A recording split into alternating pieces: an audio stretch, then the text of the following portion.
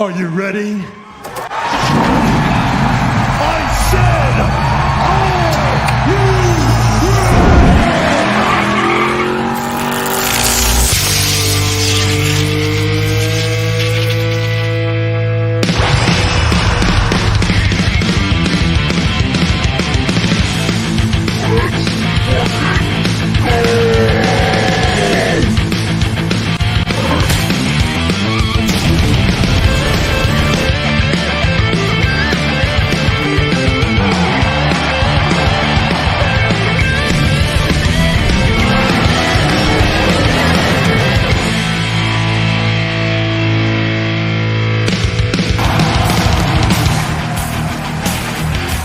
Good afternoon, everyone, and welcome to another episode of the IronCast. We are here, coming to you live.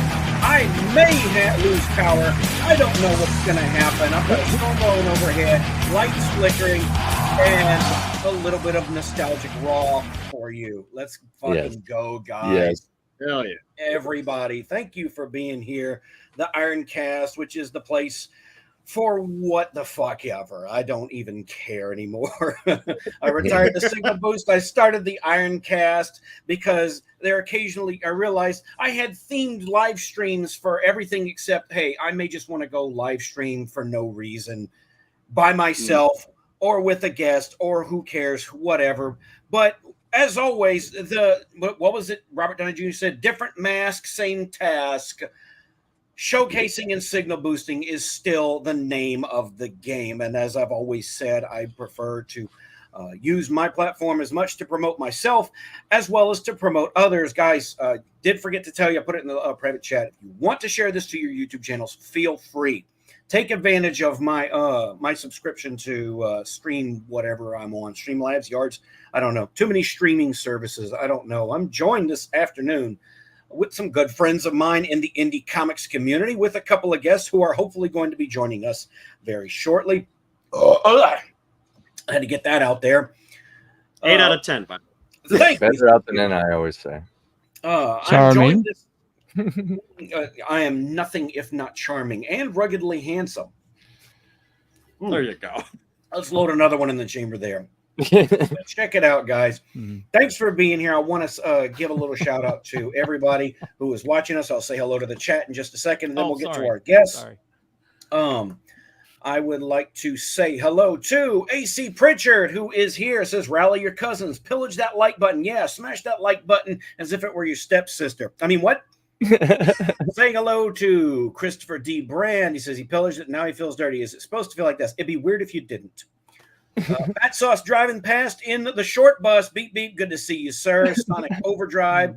It begins. Big ups from Andrew Campbell, as always, from the land down under. Good to see you, sir. B.S. Warren chiming in over on AC Pritchard's channel. Good to see you, sir. Readout Production says, my bones ache, my brain spins. What have I walked in on? You've walked in on fun, my friend. And remember fun, guys? Remember fun? Well, that was a nice. Oh, yeah, we're going to be talking about that later. Yeah. Well, a little bit. Hello, as always, to Paladin Dragoon Rider over there in the hellscape known as California. Yeah, he is Paladin. How many earthquakes did you wake up to today? Inquiring minds wish to know. Aaron Hook says, evening all, good to see you. And Sonic Overdrive, I already said hello to him, but hey, he gets a double shout out today. I'm joined this evening with some folks who've got some indie comics campaigns that we're going to go over. I'm going to showcase a few other indie comics campaigns. I invited some folks. Some could make it, some couldn't. And even if you couldn't get here, I'm still going to give it a shout out on my stream because I am wholly invested in indie comics. I love indie comics. And I've been putting a lot of energy into as much monetary value as I can into supporting indie comics. I just don't have a wallet as big as my heart, folks. Sorry, I do what I can. At the very least, I can have some bitches on my stream right here. And I'm going to say hello to Mr. AC Pritchard, who is joining us here. He jumped off camera for a second. Probably the dog bit his leg, most likely, off camera. So I'll go real quick down there to Mr. Jacob Colta, who is the creator of what? Okay, I'm streaming. Show me later.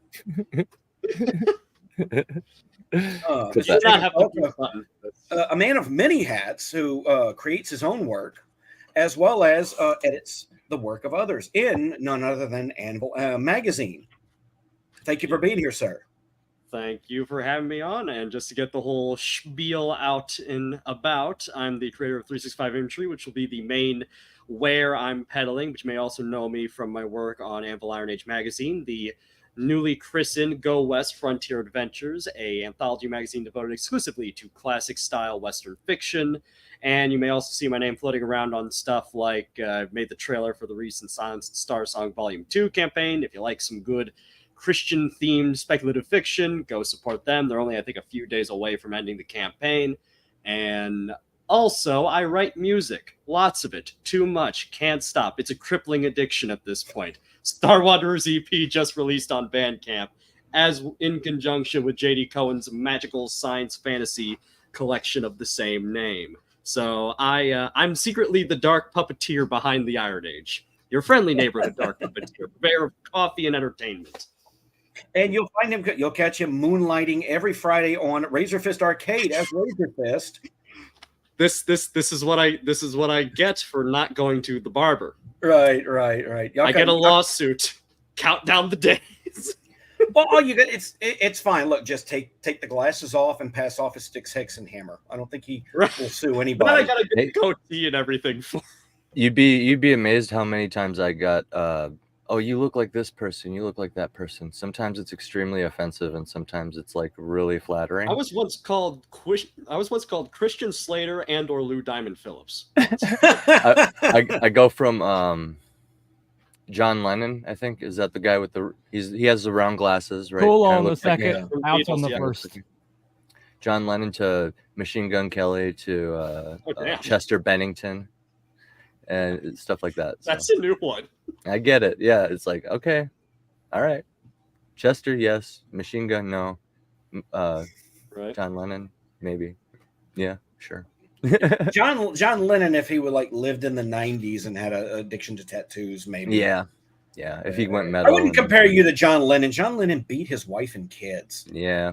Dude was not about he was not about the life that he espoused in front of the cameras and everything. Just want to hold your hand.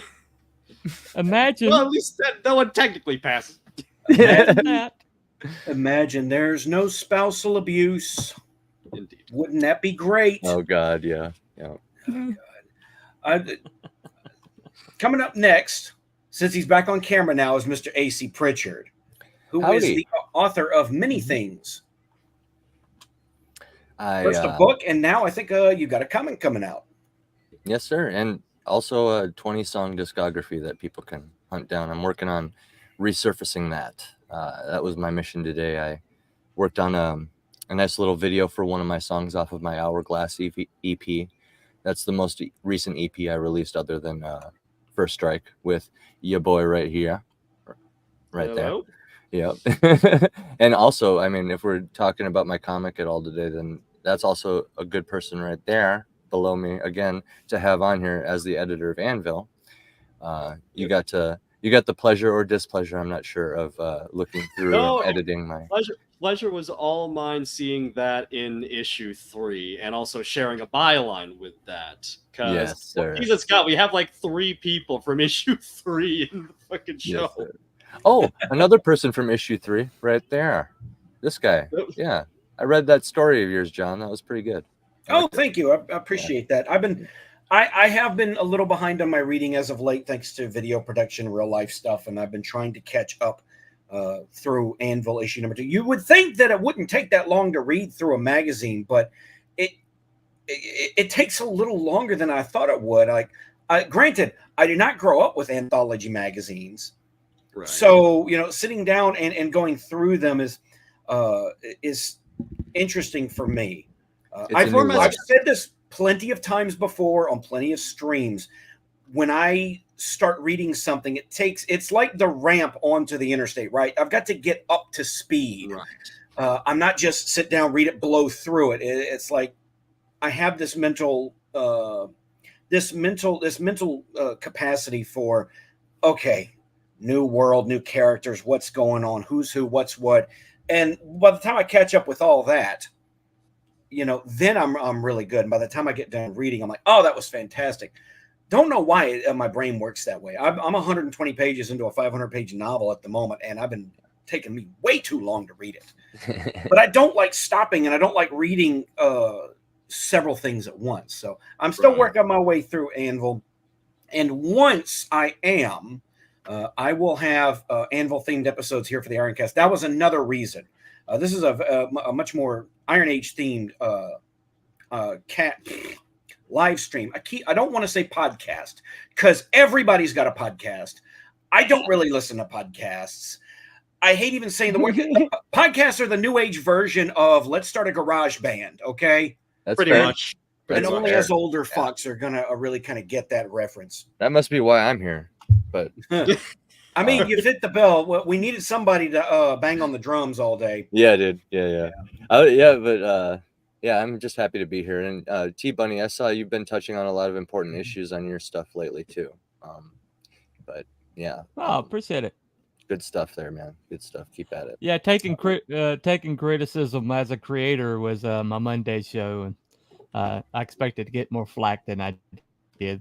Thank God. So it is what it is. There you go. I mean, It's a learned skill. It's a learned skill. T-Bunny has this amazing ability, guys. It's practically a superpower. He goes live and puts his stream link in the group chat that we're in together. And says, anyone wants to join, feel free. Right. And every time he does it, I am busy doing something and can't join.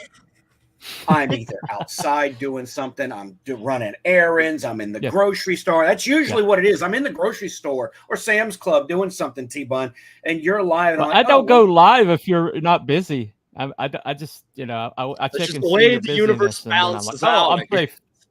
The universe tends to unfold as it should.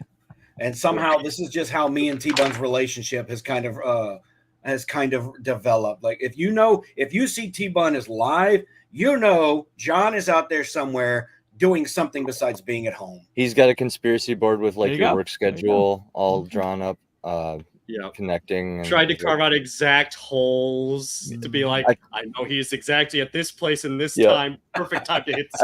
I got an hour 15 window. Let's go. No lie, that's literally how me and my wife. It's like a telepathic or something, Speaking of which, awesome. Telepathic lapine of some distinction. Hey, welcome, Mr. Von Coleman. What's going on? I was just sharing out the link. Sorry, I'm late. I was there goes the neighborhood. Hygienic, which I know is frowned upon in the nerd community, but I was showering. Oh yeah, but you can get driven out from that. They won't let you into a con if they know that you've showered. Yeah, that's what I'm going to a con this weekend, so I had to get it out of the way first. There you go. Oh God! Yeah, I'm gonna say that. I have to wash away the sin.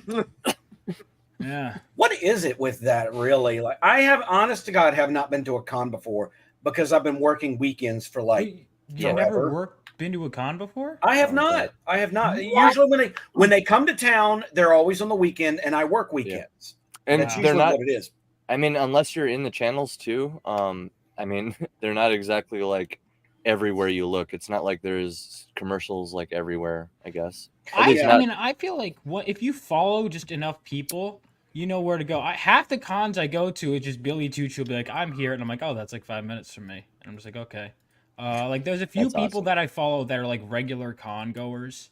The one I'm going to this weekend, Terrificon, has like a ton of people. I mean, Chris Claremont's going to be there. Billy Tucci's going to be there. Buzz is going to be there at the Simonsons. Like, sick. Funnily enough, I've managed to go to more cons when I wasn't a creator than when I became a creator because then I'm so damn busy. I haven't got a chance to carve out the schedule. Yeah. Well, it's that and it's weird work. Like now having finally actually worked cons, because I've worked cons in a few capacities. Right. I've worked a lot at Michael Golden's table, like selling stuff. And then I allegedly was selling my book while being at my friend's table, but I really was doing a very bad job and was just socializing. I sold like maybe one book, two books last con I was at. Because they're just socializing. I'll call it networking. I also love how half of all marketing advice almost turns into to advertise your book. Do not advertise your book. Do every step around the actual advertising of the book. That's actually the only thing that's good for from what I've seen. And I mean, I haven't full on done it aside from like my band and stuff and like my wife's tarot business. But from what I've seen, you get the best return from that in the short term. So like some of these things, like, you know, there's those author contests, like the book cover contests, for example. Maybe a comic campaign, Vaughn, right? So advertising might actually help for like a 3-month campaign or your last month of your campaign or whatever, when you're really trying to push or something. Stuff like that, short-term things, though. That's the thing, short-term things. So, well, it's just a great place to like touch base and with the creatives and the people who buy and consume. And it's just unless you've gone to one, you don't really understand that interaction, seeing it live or seeing it in real time. I feel like if for nothing else than that, I feel like it's very similar to playing a live show with a band. Like, I mean, from an author perspective, if you're the author or the comic creator going to the con with material to sell, I have heard so many. My ex vocalist, the singer of my band, he was in a project where they were able to play acoustic. You know what I mean? They were mainly like an acoustic pop project, and they followed Warped Tour one year, and that's what it reminds me of. Like, if you follow all the cons, right, and you stock up on your books, and you just, even if you don't have a table or whatever, you can walk around and just be like, oh, you want a book? Carry some on you, go load up again when you run out, and just kind of do it the old-fashioned way if you want to. But that's what it reminds me of, you know. And once you have a table and you're one of the listed events or whatever, then that's like you're on the bill. You're like one of the openers, or you're one of the acts, you know what I mean? It's kind of the same thing, like a merch table, right? Like identical to a band merch table, dude. In fact, I would argue it's even crazier, actually. Bands could have all the same things, but they're not going to have like an action figure, you know. And likewise, the author can have T-shirts and stuff. Just saying, but yeah, I'm figuring that out. The kind of stuff I want to get. I've been told to make goodies and stuff like stickers and you know, I look at people's tables and I try and figure out what's working, what's not. One thing I'll notice, if you're just an artist selling prints, Deadpool and Harley Quinn are the characters you want to just sell. For some reason, people just go, "Oh my god, Deadpool! Oh my god, Harley Quinn!" and they just buy it. Yeah, that's definitely like a nerd culture thing. I feel like it's like in characters, you know, characters that are like, you know, really hot for a lot of people right about now. Right, then, the characters are in, but they're not really buying. A lot of people aren't really buying their comics. Interesting. And I think that's one problem that we have with the mainstream comic industry, is that they have not been able to translate the success of the comic book movies over the last decade into success at the comic level. They did not have any synergy with that whatsoever. And then when they tried to get synergy, especially it's deliberate, right? Yeah. I don't doubt. But when they did deliberate. Try and get synergy, they've race and gender swapped everybody. They're doing it right now to Deadpool and Wolverine. And that's the point that I was about to make. Deadpool and Wolverine. Yeah, when you had the Avengers came out, right, and Black Panther, like when the Avengers movie came out, the first one, it's been one of the biggest movies in the fucking world. But in the comics, what were they doing? They had Lady Thor and Falcon Captain America. You had like none of the cast of the movies, Ironheart, characters that were in the movies, right? They were not present in the Avengers. It was a completely different element. And now, when they did try and sync up with the comics somewhat, they did it with the era of the comics that was not as successful, that drove a lot of people away from the comics into what we're doing now. A lot of you could decide to take your own flag, run with it, and make indie comics. Mm-hmm. Absolutely. Yeah. No, for sure. Well, when they desecrated Captain America, that's inspired me to do mine. So now what we have is comic book characters and comic books and stuff. They're lifestyle brands. They're not like, people really aren't invested in the comics, the stories. They're more invested in, oh, I've got a Wolverine themed cup. I've got Deadpool Funkos, which that is going the way of the dinosaur very quickly, I noticed. Funko Pops, you think so? More than they used to. It used to be a lot of normies couldn't get enough of them, but I have a friend that's like obsessed that with bubbles them, burst. I don't get it. I never got it though, to be honest. It wasn't my thing. But it's the whole chibi thing. Maybe is it? A little bit. I think it's just because I have this one. Now I need this one. Now I need this one. Now I need this one. Now I need this one. And it's like the one figure that they get cheap that has every insert character they want with multiple versions of each is what I think it is. And it's in every store. I walked away from a Bam Bam Bigelow Funko, and I regret it to this day. Bam Bam was the man. Bam Bam was awesome. He was awesome, and you didn't see that. You saw some guys in old school wrestling that like had the rotund kind of build to them. Yeah, but they were awesome. Yeah. They kind of came across as like, holy shit, they're like a hippo. You could beat the shit out of them, and they'll still take it and keep coming. When I kind of as a kid became aware of wrestling as something I could watch, it was in like the early 90s.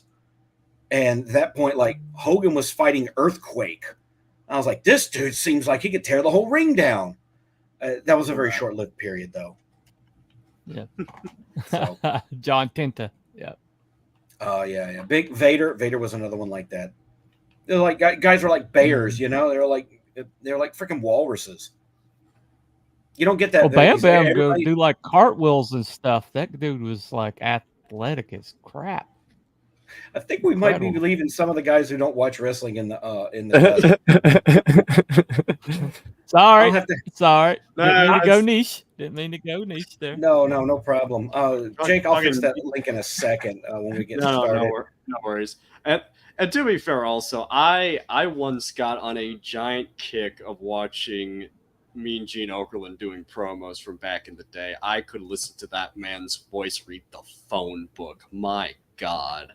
I had my wrestling stint too when I was a kid. Yeah. I'll say this: if there's one good thing about pro wrestling, it has created some of the greatest talkers in the history of the world. That's true. I could listen to Paul Heyman talk about anything.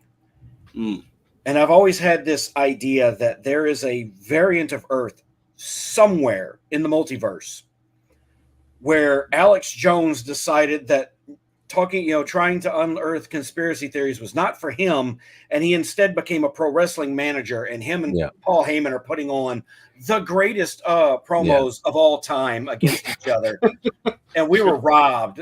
We skewed the timeline somewhere. He still does conspiracy theories in that timeline. It's just a hobby. It's not like InfoWars. Right. Or whatever. Yeah. It's kind of like JBL a little bit. Yeah. Well, if you ever want to listen to something that will expand your horizons, listen to Roddy Piper go on a riff. It will change your life. I've said this for a while. There are storytelling elements that a lot of creators, both comic book writers and authors, could learn from pro wrestling. Because what is pro wrestling? If you guys don't, hold on, let me. Who watches or has watched a significant amount of wrestling? I have a little bit. Yeah. Vaughn, we're leaving poor Vaughn behind. I have. Yeah, I'm sorry. It's okay. It's okay. I'm not going to turn this into a wrestling podcast. Yeah. IronCast. Iron muscles. When you look at it, and when you look at it when it's done right, it is very much a storytelling apparatus. You have guys who are telling a story. Once you kind of know who the players are, they're telling a story in the ring. It's a story of conflict with each other. And how they end up resolving that depends on how the match ends, how the feud goes. It's remarkable, and I could go on. Live action heroics. It really is. Superhero. You've got your good guy, your baby face, and you've got the heel, the bad guy that he wants to to take down. And the conflict comes from the bad guys are going to do every dirty trick in the book that they possibly can in order to win. And the babyface has to prove that he's better than, and able to rise above that level of cheating. That's just like a base element to it, right? Yeah, little hero's journey going on. Yeah, you can apply that. It's a microcosm of the hero's journey, and sometimes they end it with the heel gets a win by pulling the tights or putting his feet up on the ropes and the referee didn't see, or the referee gets knocked out accidentally, so he comes back and hits him with a chair and then pins the guy when the referee regains consciousness.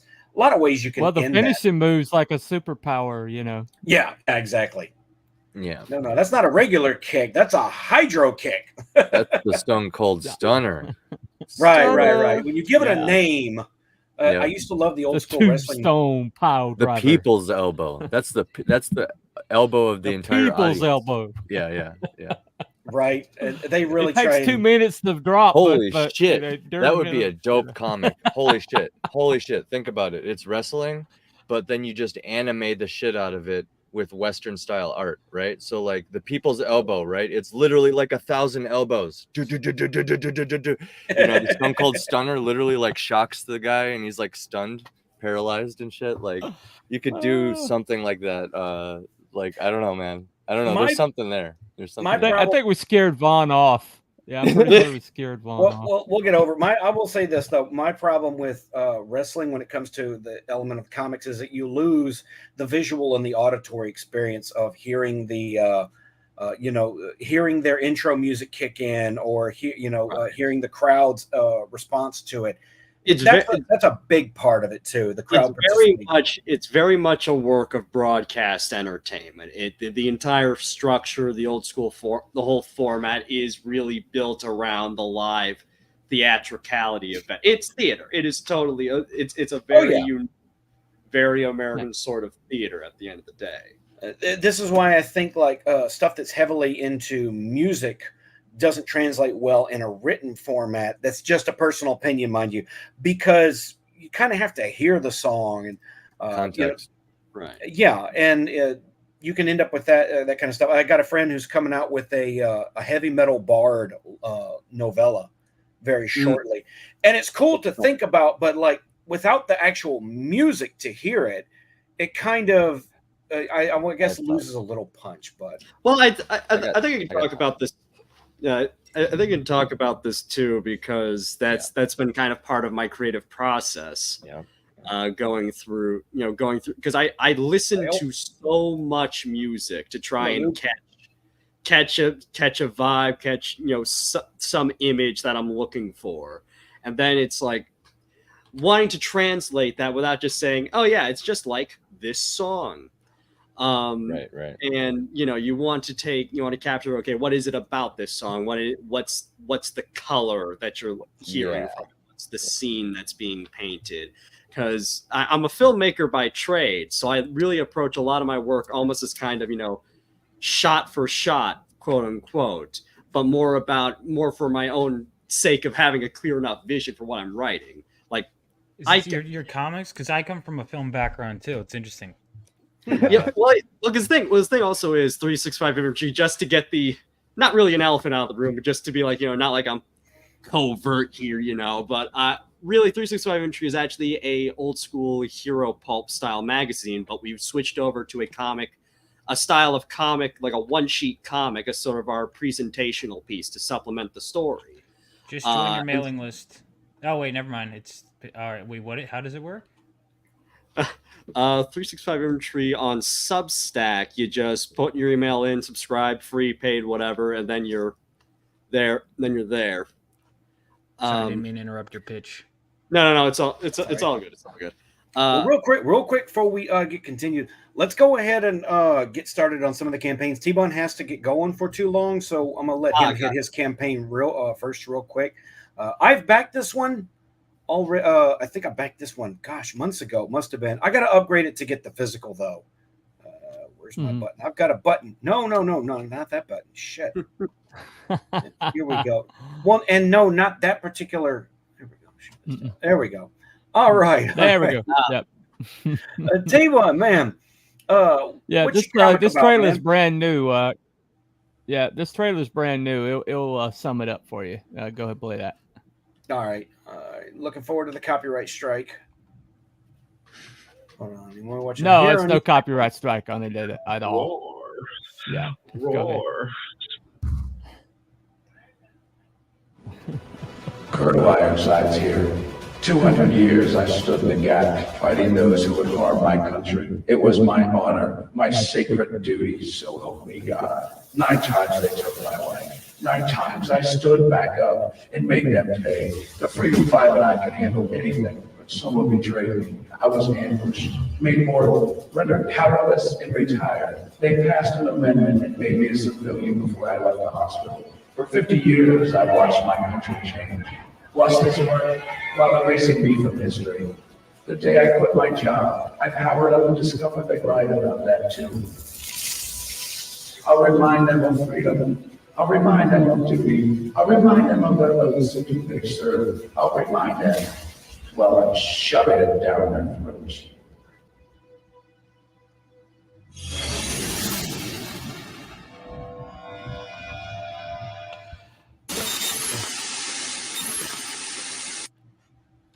A little more in your face than the last one was. That was pretty solid. Yeah. Very fun stuff.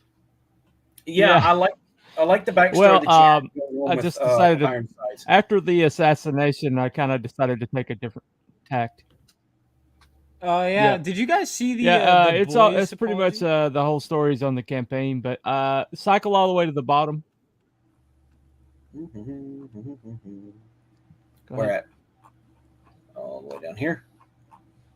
This is a new print all the way at the bottom there. A little bit up. Yep. Oh. That's a new print that's coming on every campaign. It's an Adam Miller piece. And that was his get character, that wasn't one. And I'm up to 64 right now.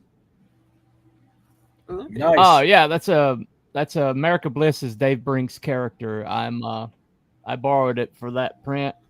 But that's first 100 get that one, but everybody gets the second one because I'm late on my book. So I'm gonna add that in on the campaign. How late are you on your book? It was supposed to ship in June, and I had what a generous guy. Both of my artist team had a. Well, it's actually a card. It's going to be an Adam Miller card that's going to go with everything. Go with every campaign.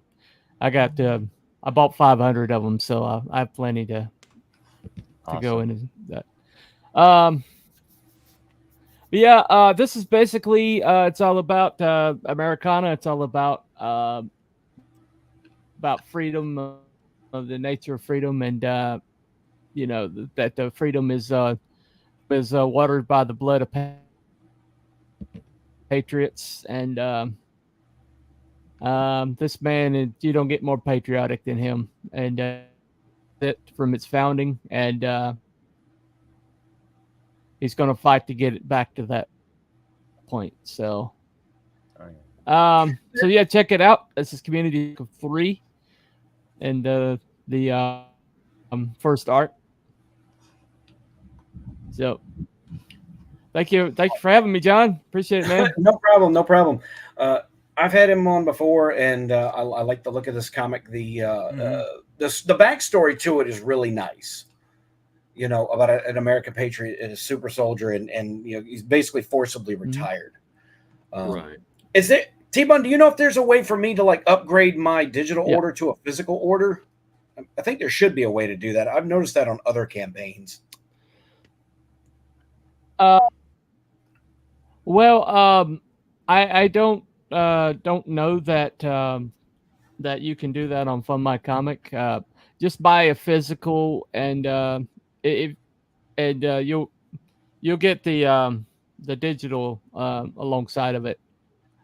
But if you want to get the $10 back for the digital tier, I'll refund it physically. No, man, you can keep my money.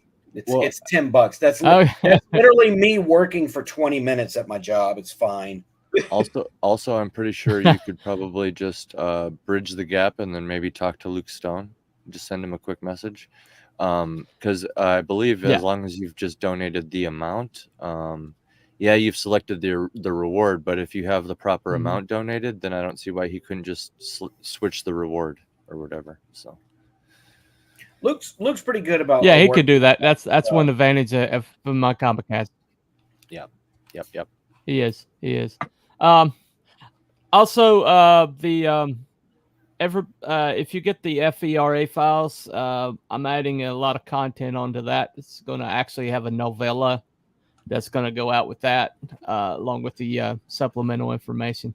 So I'm also got a print that I'm working on right now, which I should get back shortly. It's going to be a homage to the Trump assassination picture. Wow. What are you talking about? That didn't happen. That's fake news.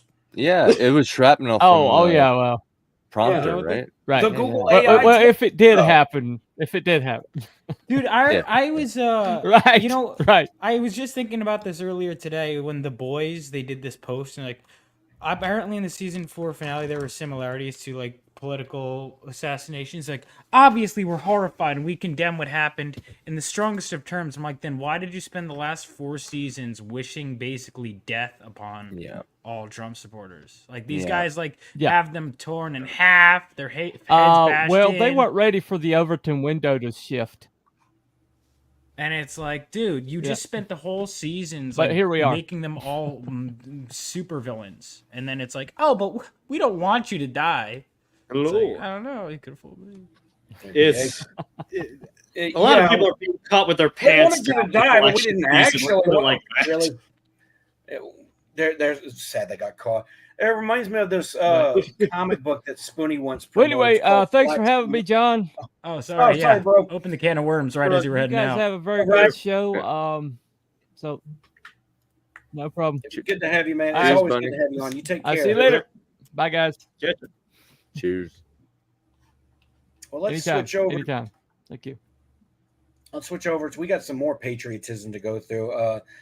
I don't think you need any more help, Vaughn, but let's take a look. I can always do it. First of all, this has been amazing to see. You know, your comic has really kind of took them off and on all the platforms. Yeah, Fund My Comic. Kickstarter went away because it was limited, but Kickstarter, Fund My Comic, Indiegogo, wherever you prefer. There is an exclusive free mini print if you back on Fund My Comic, but otherwise it's the same covers, everything. It's just you get one little bonus if you back on Fund My Comic. But back wherever you want, the customer, they come first. It's been great. I mean, sales have slowed down a bit, but the letters are in. I actually was able to finally read my comic instead of switching between script panels. Okay, that it's cool to actually see it on the page finally together, and instead of just I don't know, it mentally, and going, oh well, does this line up with does this and it's and not only that, but it reads well. I did some feedback. There were a couple lines that I cut, but for the most part, it's been really amazing to see it not only good done, but good, and people are reading it and being like, yeah, I enjoyed this, and it's because I'm so used to getting harsh feedback, which you should. Sorry, my dog. Which you should get, but hold on a second. Damn it. I don't know if y'all can hear that thunder in my background. If I lose power, guys, just keep talking. Oh yeah, we will keep selling stuff. I would like to point out that it was totally quiet for the longest time the second I started speaking. It's always the way, doesn't it? Yeah. Always. But so Phenomenova is set 20 years after World War III and follows the idealistic son of a World War III veteran who strikes out on his own to become a superhero after he finds this mysterious crystal while exploring and is struck by lightning while holding it. And he gets lightning powers and super speed and decides he wants to use those powers to set out, and he sees on the news there's this nuclear reactor heist going on. He's like, all right, now's my chance, my debut, and he finds himself in way over his head. I wanted to harken back to, you know, when superhero stories really felt much more idealistic. You know, my biggest inspiration to start with was like the Sam Raimi Spider-Man movie, and then that graduated into comics.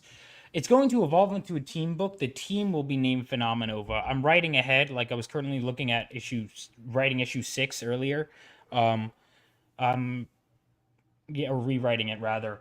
And I want it to be an ongoing, but I wanted this first issue. I decided let's smush the first 3 issues together and really give him his origin story. And so it's 65 pages. Hail the Lord! Thank you, Hail the Lord. Yeah, you did. Yeah, you were really helping me out, man. And I will say this, even though I am currently a little too tight in the money belt to back, I fucking love how good this looks. Me too, man. Like right down to your logo, man. There's really a striking quality. Who did the coloring, by the way? Who did the coloring? Because that in particular is what's bowling me over in just this thumbnail alone. Oh my god, the coloring is amazing. It was Jesse Hagee, who unfortunately can't do issue 2, which is why I was like, oh my god, I gotta find a colorist. He set the bar so high in issue 1, and he has a scheduling conflict. Maybe he'll be back for 3. But rest assured, issue 2 is going to be good. But it was Jesse Hagee. No, I believe. What a legend for some of this paint. Like, oh my god, these are. I get very, and you can appreciate this because I know, because as a filmmaker, you're always thinking art direction. You're always thinking in terms of the way colors are playing off each other, how they work, and costuming and how they work. And this is some really, really impressive color work. I love the look of this. Oh my god, there's a cover. Holy mackerel. I do like that. I mentioned this before. I'm a big fan of just straight up this, right? Main character centered, center profile right up front. That's what I've always bylines. Beautiful, yeah. Yeah, that's why I've gotten with the Rippaverse comics. I just like the character right up front and center, and it really kind of shows you that it's very to me it's character driven, and that it's focused on him. Although this right here, I gotta say that's pretty enough. Like I said, that's a money shot. That's a money shot. Every backer who gets this, if you back the campaign, because we had 15K across all the campaigns, the goals are cumulative. Everyone gets that as a mini print. Oh, that's rad. So yeah, no, but to your point with the covers, I think there's too many that are overblown. That was the first thing I thought of. That was the cover I described to my artist, was just him holding the crystal. Keep it simple. Yeah, there's all these World War III flashbacks and whatever, but I said do that. And then every cover artist in there, I had them do their own thing. There's the Final Fantasy VII homage. There's Arini, who gave me great feedback. And then I was on the phone talking about something else. I was like, by the way, what are you going to draw from your cover? Because she was like the first one I asked. She goes, have you drawn the villain yet? I'm like, surprisingly, no one has said that. She goes, all right, I'm drawing the villain. Here's what I'm going to do. And I'm like, perfect. That Buzz, who I'm going to see this weekend, did the last cover. It's been great. And the interiors are all done. It was important to me that, the interiors, there's so many books, especially in the current industry. You go into the shelf, you look at this beautiful cover, and then you have this art that either looks nothing like it or just isn't as good. And I wanted to make sure that the interiors, were something really solid. And obviously the writing has to be good, but I can't sell you on a book you've never read. I can give you a sales pitch, but I have to have some pretty good art to sell it to you. And my team more than delivered. I mean, they've done some amazing stuff. And, dude, some of the lighting in what's on screen. Oh my gosh! Yeah, it was cooler. It was one of those things. It took me a second to say yes at first because it was almost different but cooler than what I had in mind. And then I was just like, after the first couple of pages of me being picky, I was like, nope, they got it. They're cooking. Yeah. Number one rule when working with your artists: if they come up with shit you never thought of and the gut reaction is hell yeah, fucking run with it. That's what I started doing. Is I used to be like, oh no, and then my artist and I were talking about yesterday and how earlier on we'd go back and forth more, and now we still do sometimes, but now it's more like, fuck yeah. Yeah, that's kind of it worked with me and my tattoos, and with Luke Stone as well. It all just kind of came together. Yeah. Yeah, you talk about trusting the artist. You want to know where else I ended up having this particular issue? trust in the artist, right here. Let me tell you about this. I hired a artist, and I'm weird when it comes to artists, because even though yes, I'm paying you for an art commission, I feel really guilty about like saying about giving corrections, right? Even though that's kind of the relationship here, I still feel like I shouldn't, because I am so shit at art. I should not be giving someone who does actually do art direction. Yeah, I get that. And I'm like, no, too. Can you do this or that? Sometimes you're being a director, you know. I look at it that way. Sometimes I'm directing the scene. I had to kind of swallow that pride a little bit. I wouldn't call it pride. I just kind of had to swallow that reflex a little bit. But this is what happened. This does not look in any way, shape, or form what I had for a cover. I did like a photo bashed mock-up, which most authors kind of do when they're getting their cover made, and I sent it to him, and then I didn't hear back from like maybe 3 or 4 weeks, and I'm just chomping at the bit to kind of see what he come up with. I was at work, and then he sends me back the mock-up of this, and it didn't look quite like this. The purple energy was actually blue. He didn't have any tusks. The dragon's mouth was actually closed, and he sent it back, and just like for 10 minutes I was sitting there staring at it, going, and I was thinking to myself, this is not what I sent him at all. This is not what I wanted. But the more I stared at it, the more I took it in. I was like, no. This is better. This is so much better than what I gave to him. So he ended up, trust your artist. This is, and I have had cover buys for my book because I trusted the artist, and I said, you know what? I could have been stingy. I could have said, no, I want exactly what I sent you. But he had much better cover sense than I did. And I have been living with this cover ever since, and I do not regret it at all. J. Caleb Designs is the artist for this cover book, by the way. He does a lot of indie author covers. And most importantly, he does the kind that are eye-catching when you look at them, because think of it, most people who are looking at books these days are looking at them on their phone or on their screen. So you're seeing the thumbnail. So even you could scoot this out and it looks just fine. But at this size on the screen, it looks great. It's eye-catching, right? Yeah. And that's real. That's what I essentially needed it to do, and that's what it did. And I think that's what your artist did as well. Vaughn. And this is what my how I know I'm better. So issue 2 already has 3 covers done, and I had a list. I had a huge list of cover ideas for issue 1, and then I look at my artist. I go, read the script. What do you have in mind? He comes up with something that's like, holy, this is cooler than anything. I'm like, well, maybe I'll do one of these for the variant covers, and then I get another artist that I really like. I'm like, all right, what do you want to do for this? And then he pitches that. I'm like, all right, just do that. And then I get a third one, and I actually gave something specific. And then it gives, hey, here's the one you told me, and then here's a mock-up I did. And I'm like, I'm sorry in advance, but the third one was going to be just a cover emphasizing a hot chick. But then he comes up with this. He goes, I did that one, but also here's a different one that I just did for fun. I go, I hired you specifically for this, but the other one is cooler. The other one is cooler. I'm like, you know what? Actually, you don't even need the chick on the cover. All right, we'll do a trading card or a print of her. Dude, I'm getting that same kind of pressure for the hot chick on the cover. A couple people actually mentioned it, and it's a story about orcs, and I do have 2 female orcs, so Muscle Mama's incoming. Or you could get a hot chick to just draw the cover. That works too. Based. Yeah. Hey, look, everyone's simping for Sukeisha, right? Right. So, and one of the characters is based on her in issue 2, actually. So that was the chick. Yeah, which she loved. She was like, "Oh my god, yeah." So, I will play your trailer real quick. I think it got me a strike last time, but did it? Whose music did I just kind of took royalty-free music? So did they lie to me? I have gotten quote unquote royalty free music from YouTube before and had it come back with a copyright. I mean, you can fight it, but really, why bother? I can always I write my own. Yeah, I can always mute it later. In fact, I've used music from Filmora that has never given me an issue. And here lately, my comic book intro. It's a song called Courage and Strength. Like, it randomly gets copyright struck for stuff that happened months ago. Like, okay, you didn't strike one of them, but not all of them. Their II is wonky on YouTube. Yeah. Yeah.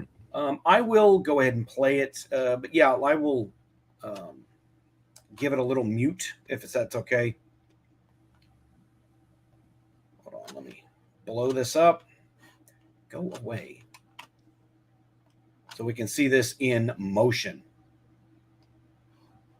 Yeah, that background is awesome. The fiery dragon. It reminds me of a phoenix as well. The beautiful landscape for scale. Oh yeah, that was one of those pieces where my artist did something that was cooler than what I had in mind, and it just I posted it, and I think it was like Kelsey Shannon retweeted like, "Is anyone paying attention to what Vaughn's just doing right now? This kid came out of nowhere." And I'm like, I told them to draw that. It was really Yeah, yeah, really. I struggled, man. I think a lot of people in indie comics are paying attention. Yeah. Mm-hmm. Oh, but I also think some of them are probably feeling a little insecure. Mm-hmm. Yes. Not going to name names. I've noticed. Yes. And that usually happens when some you'll see this in some indie authors circles where it's like, why is that guy selling so much and I'm not? You know, they're trying to figure out their marketing. What's the difference between my marketing? Look, sometimes it's just a matter of circumstance. Well, sometimes it's also, hey, you know, what can I be doing better? And I'm happy for them. They made this much. Yeah, exactly. You know, like I remember like Greenie one time when I was talking, she was like, dude, if you made more than me, I'd be like happy for you. And I'm like, yeah, I can't imagine not having that mentality for a friend. Like if any of you guys made more than me, I wouldn't be like, all right, John, you know what? Like I can't come on your show anymore, man. Like you're making more money than me. Yeah. We're That's done. so lame, dude. Like what? I promise you I'm making the least amount of money of anybody on this panel. Oh. I hope to do a comic one day that are related to my books, but that's a ways down the road. And not for nothing, but well, comics are expensive, dude. Yeah, I know. But also, I don't know how to write a comic style script. I've tried a couple times, and look, it's kind of like when Michael Jordan went. Not that I'm comparing myself to that, but remember Michael Jordan, great basketball player. What happened when he went to baseball? Right? Mm-hmm. He wasn't good at that because the talent was honed in on one type of sport, not towards another. So right. I've been writing novel prose for a long time, and then switching over to the mindset of comic book script, that's a whole different beast. Right? Yeah. So if I could just write a short story and then have somebody say kind of adapt it, that'd probably be much more preferable. But I'll learn it eventually. I'm always about improving my craft, improving my skills, trying to learn new ways. So it's coming, but I've got to finish a book first. Yeah. If you want, John, I can send you some of my resources, and I can kind of like do just a very quick explanation because it's actually really simple. And once you realize what the script is looking for, which is really what the artist is looking for, you kind of put yourself in the artist's shoes a little bit. Then it's like, there's actually less rules to this than actual writing. I said I can do it, Dad. I'm just saying I want to help, if you want. Yeah, or even do it if you need somebody to do it. I mean, I will also say on the jealousy thing too. It also right, Bono's ball. I will say on the Vaughn, you're probably a little too young to get that reference. I am. I guess I don't know. Meanwhile, Bo Jackson went from baseball to football, and he was great at both of them. That's the context. Oh yeah, gotcha. Meanwhile, I'm the ancient 23-year-old of the fucking panel. Oh, you're Jake. Are we following each other, by the way, on socials? I don't know. We fucking should be. We should be on each other's fucking shows, dude. Absolutely, dude. We're let's reach out. I do have to head out because a real life friend showed up. I have those actually. Oh, that's based. But yeah. Bullshit. But so I did want to come by. You guys, Jake, let's get in contact. John, thank you so much for having me, man. I hate to just drop off like this. No, happy to have you, man. But good to talk to you. It's great. Hell yeah. Have a good one. And yeah, back Phenomenal if you haven't already. And if any of you are in the Connecticut area, I will be at Terrificon this weekend. So see you guys there. And Cool. have a great rest of the show, guys. Peace out. See you. Peace. All right, catch you later, man. What And were you then there saying was about the three. jealousy thing, Jake? He says as one man leaves the panel. yeah. Now that he's Wonderful gone. timing. No, but Yeah. I think the thing that it also helps is if you're doing something that you know is 100% your own deal. Like I struggled with this when I first started, when it was just me putting these stories out on Substack 5 every quarter, not much promo into it. It was before I decided, hey, let's start writing a short story a week or doing all the other crazy shit that I wound up doing with the audio, with the Substack, including the audio show and all that. And I'm thinking, I'm looking at, people who draw in like, anthro space, and I'm like, why don't I have that? Or I look at people who are like doing all different things in the pulp sphere, and I'm like, why? And then of course also some of the answer too is just time. At the end of the day, some of it's literally, I just entered this space basically. There are people who have been doing this for a literal decade plus before I ever considered this as being like, not even like a career field, but just being something I'd pursue. So I whenever I need to like realign the mind, it's always one, you're just starting out basically, even though I'm 3 years into this and the crowdfunders for our 4th year, I'm still starting out. I'm still fucking young. And 2, and well, 3 actually, shows you how much coffee I'm going to need after this. 3, I'm also doing something that I love and that no one else is physically or mentally capable of making. Not because of some crazy superiority complex or anything, but because no one's pulling from this specific set of influences with this specific intention. And so I'm like, on one hand, I'm kind of standing apart. I'm standing out from the crowd. And so I'm not really playing towards, what the mass market per se wants. Although, to be fair, I think it's not even a black pill, but just kind of a thing you have to deal with right now is that because of the nature of the economy and everything, we're not in a very healthy media environment. We're just not. There's not a healthy avenue for discovery. You have AI bots spamming spamming search engine optimization. So that's SEO is fast. Look at it go, burrowing the hole to China. Yeah. So you have a bunch of exterior factors running up against you. And, people's, wallets tightening. I mean, for Pete's sakes, I literally said it myself. I'd love to back Phenomenova, but the reason why I'm running a Kickstarter is because I can't. I hear you. And I would have to crowdfund a comic that I would probably only have enough money to get a couple pages just for promotional purposes. And then, try and figure that out.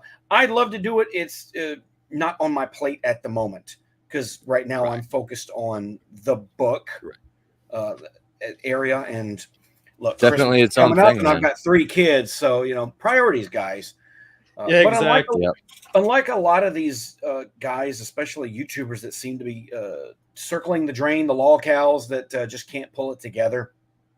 Right. It's I'm not afraid to get a real job, and I've got a real job, and if I need to pull a whole bunch of extra shifts and not stream for a while, but God, that's what I'm going to do. Right. I took Gary from Nerdrotic's advice when it came to this, which is just get a camera and get a microphone, start talking, and figure it out over time. You're never going to be as perfect as you want right off the bat. Even now, after I've released the Black Crown, I was kind of going back and forth with this a couple of days ago about, what should you go back and change, or should you even go back and change something that you've already written before? Right. I'm of the opinion that, don't go back too much to what you've already done and, try to tweak something that people have already kind of read.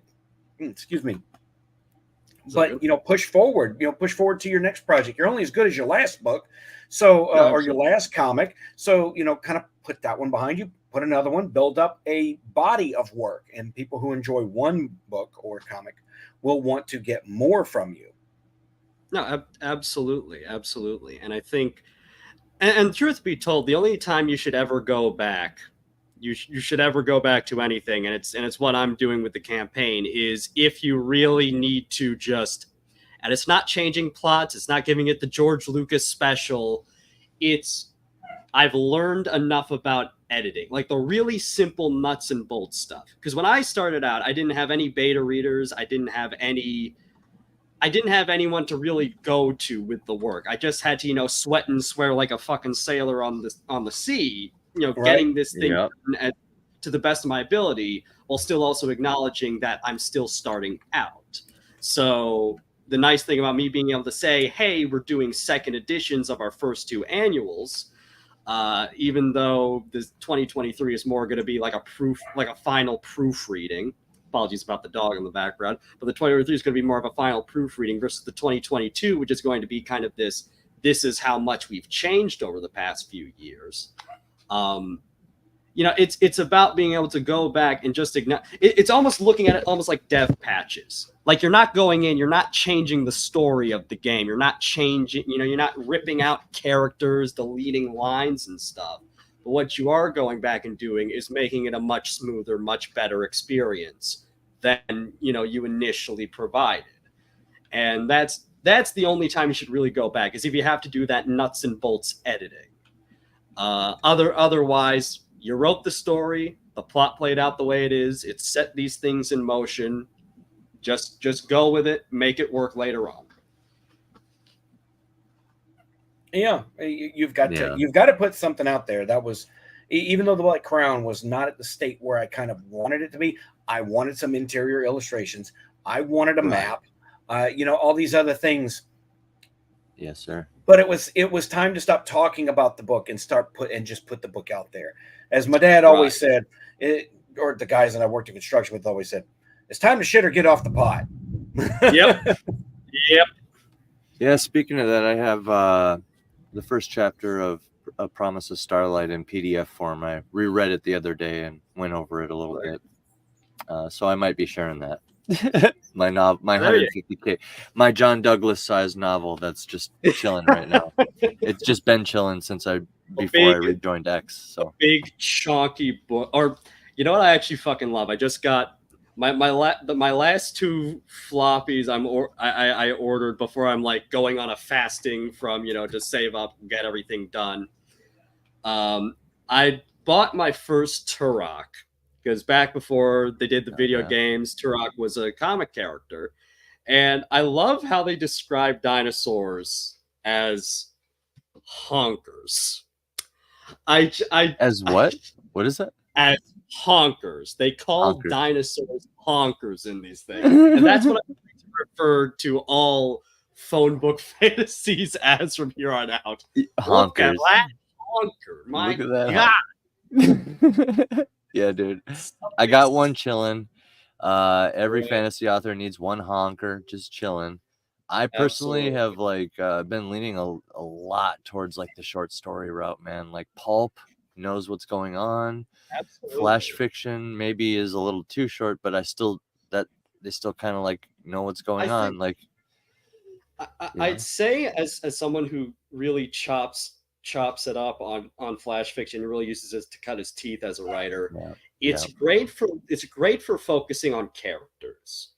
It's great because you're basically there creating an impression. You're creating just this little moment in time. It's not like, tell me the fate of the world in 5 sentences. You don't really have to I mean, you can do that as like a writing exercise, but when you're working within a world and within, a set of characters and what have you, it really is a great format just to start exploring small. Like, that was the thing I love doing about Red Light Bites, which is the weekly flash fiction series, or the quick bites as I call them, which is I literally need to get this out of my system. I can't fucking focus right now.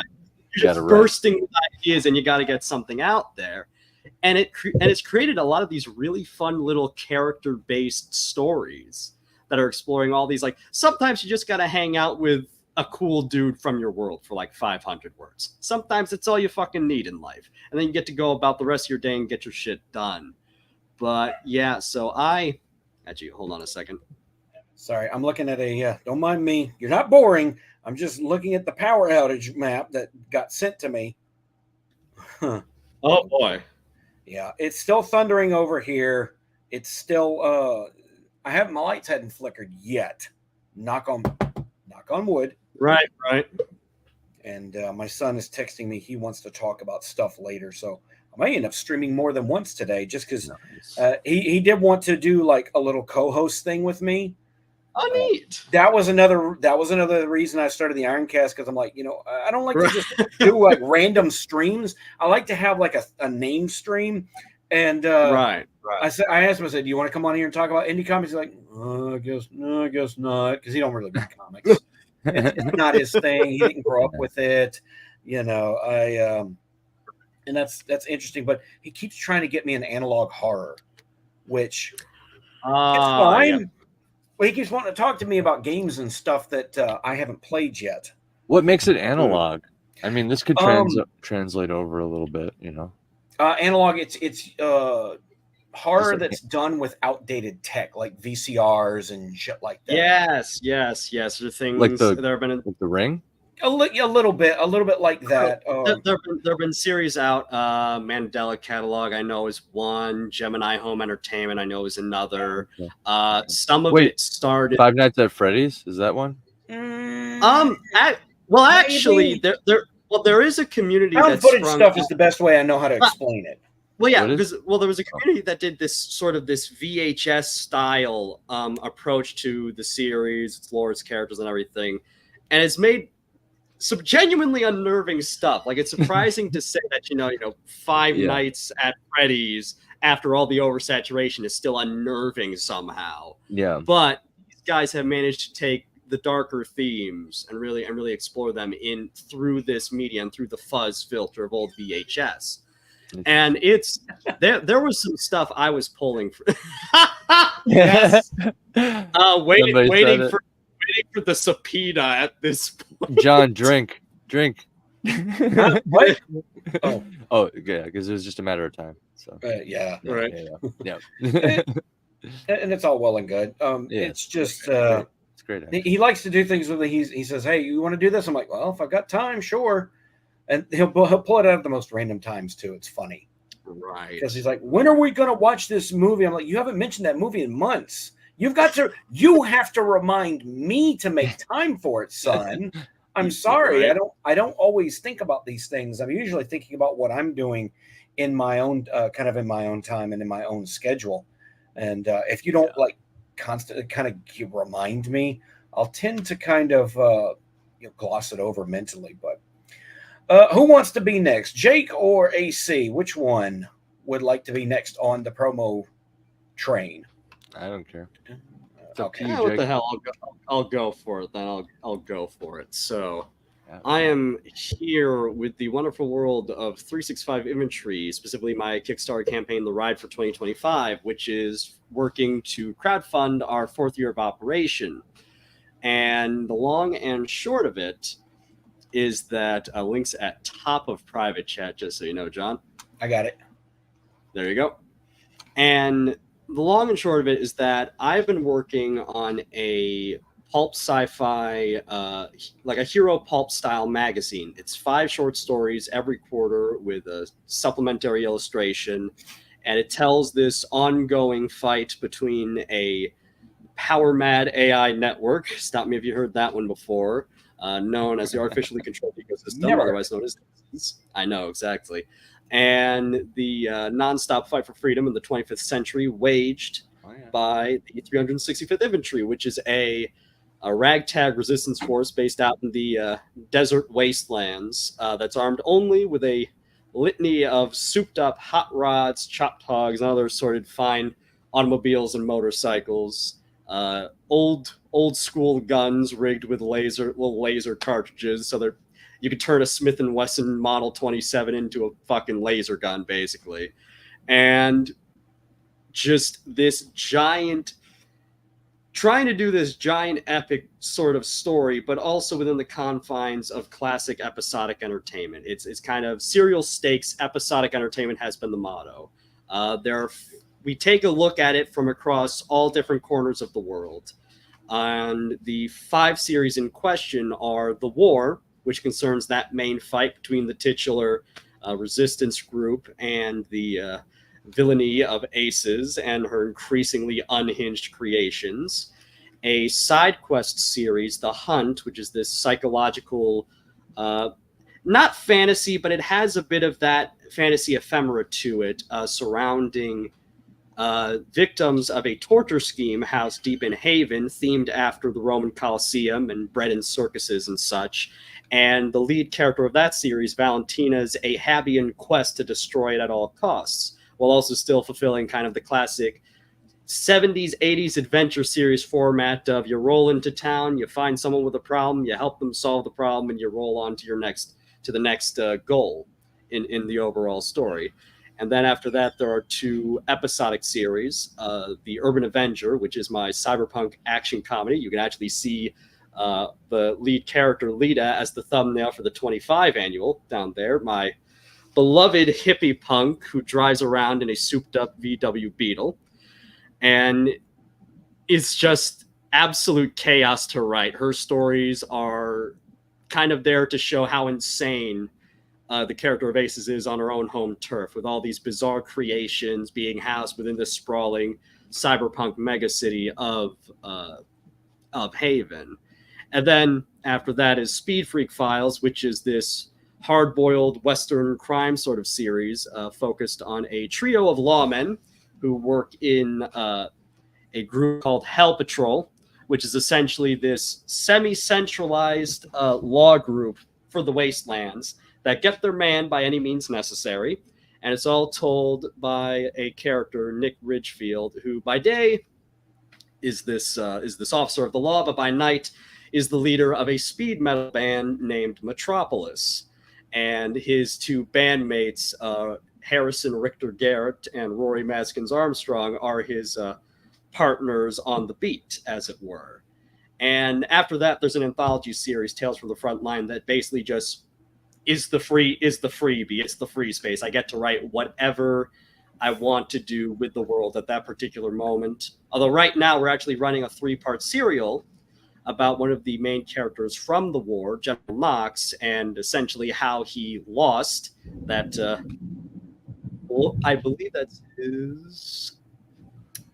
As I'm trying to remember how I drew this, I believe he lost his right arm. And it's the story of how he lost his right arm, being an officer of the law in Haven. He's Razor Knuckle. Oh God, here we go. I'm suppressing so many Razor Fist jokes. It's not even. Oh, I'm trying not to make your entire appearance here a Razor Fist running gag.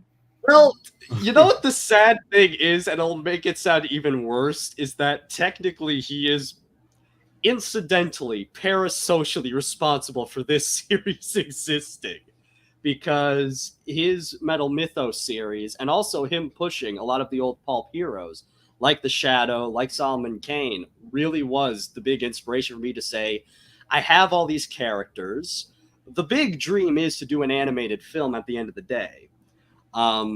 And it's sort of combining those influences with this original idea I kept having of, one, I grew up with dogs. Like I was basically like mostly a dog family growing up. So specifically latching onto the wolf as an image, that's partly like, partial to it. But also there's something about this particular animal and combining it with the metalhead cowboy imagery, combining it with the old school Americana muscle car and the motorcycle, and doing all of this within the confines of this very old school style. It's very much a retro future series. It was conceived as if I was writing this in the year 1985. Like I just woke up one day, I was told, by the publishing house, hey, we need to start up a magazine. Give me some characters. Let's start going. And back in the days before anthropomorphic characters were ruined by perverts. Yeah, that's been kind of the $1 million problem with the series too, because it's like, and real talk. My series is basically for anyone who will read it. I'm not very stingy, and I kind of keep a very chill atmosphere around everything surrounding the series. But it's been kind of this weird catch-22 where it's like, I love this conceit, and no one's doing it like this. I talked about this with my cover artist for the 23 annual, and I told him, when I think furry, I think either high fantasy, because a lot of people like Redwall, a lot of people like Watership Down, or I think uber contemporary slice of life. No one's doing this mid-century Americana sci-fi action project. I found out recently that there are people who, like, oh, hey, we dig military surplus, which the war is definitely something you should pick up this series for alone. Because me and one of my high school buds, who I have on as a concept consultant, are always looking for weird prototypes, old military. We tend to stick around World War II, Vietnam. And we have found some bizarre fucking machines to go into this. Like, one of my favorite discoveries from him was the M56 Scorpion, which is this little mobile gun. And it's just it's such a strange little guy to work with. And it's such a fun character. I think that fits with the world because it's very scrappy, compared to any major tank, really, compared to any major tank, but also compared to these Leviathan hovering tanks that Aces deploys that look like they came out of an old Jerry Anderson show, like Thunderbirds or Terrahawks. And having these scrappy little go-get-em vehicles that are riding out, sending out shots of laser fire into their turrets. It's really, really... there's a lot of thought that's been going into it. There's a lot of thought that's been going into the world building, into the characterization, into the selection of guns, cars, everything. But to be a little more specific, because I know I have to basically give a mini elevator pitch for the series itself before I even tell you on what we're selling. The series is being crowdfunded through a variety of options. We have our back catalog, which is going to be given the best buff to a sheen we can give it. I mentioned that we're doing second editions of our 22 and our 23 annual. Mind the not for resale ban. That's why I'm doing a crowdfunder. I need to be able to buy actual copies of my own books, please. We're doing second editions of them, and in fact, the 22 annual, which originally had the debut story of our spy character Roger Steele, because that novelette, Lines Among the Lambs, was later expanded into a full-on novella, Short Circuit Revolution. We're doing a original, brand new Roger Steele story for the collection. So if you dig old school spy fiction in the spirit of Ian Fleming, Jean Le Ray, we're definitely going to have something there for you, but with wolves and Dodge Chargers and fun stuff. And I also see, it's funny you have Alan Firedale on the screen too. He's off into the add-ons because that's one of those supplementary things I came up with for the series. It's essentially this in-world radio show that's a takeoff of classic comic strip sort of shows like Johnny Quest, Space Ghost, that era of like Hanna-Barbera comic strip stuff, but done with this. The setup is essentially is also inspired by Knight Rider. It's basically about this young man this young red wolf that goes rambling around the desert in this AI enhanced DeSoto Fireflight, who, instead of being written like, say, a Kit, which is very cold, matter-of-factual, occasionally a little snippy, is just this lovable little character. And essentially the two just kind of go around solving mysteries throughout the desert and also dodging and foiling the schemes of the local dictator, General Langdon.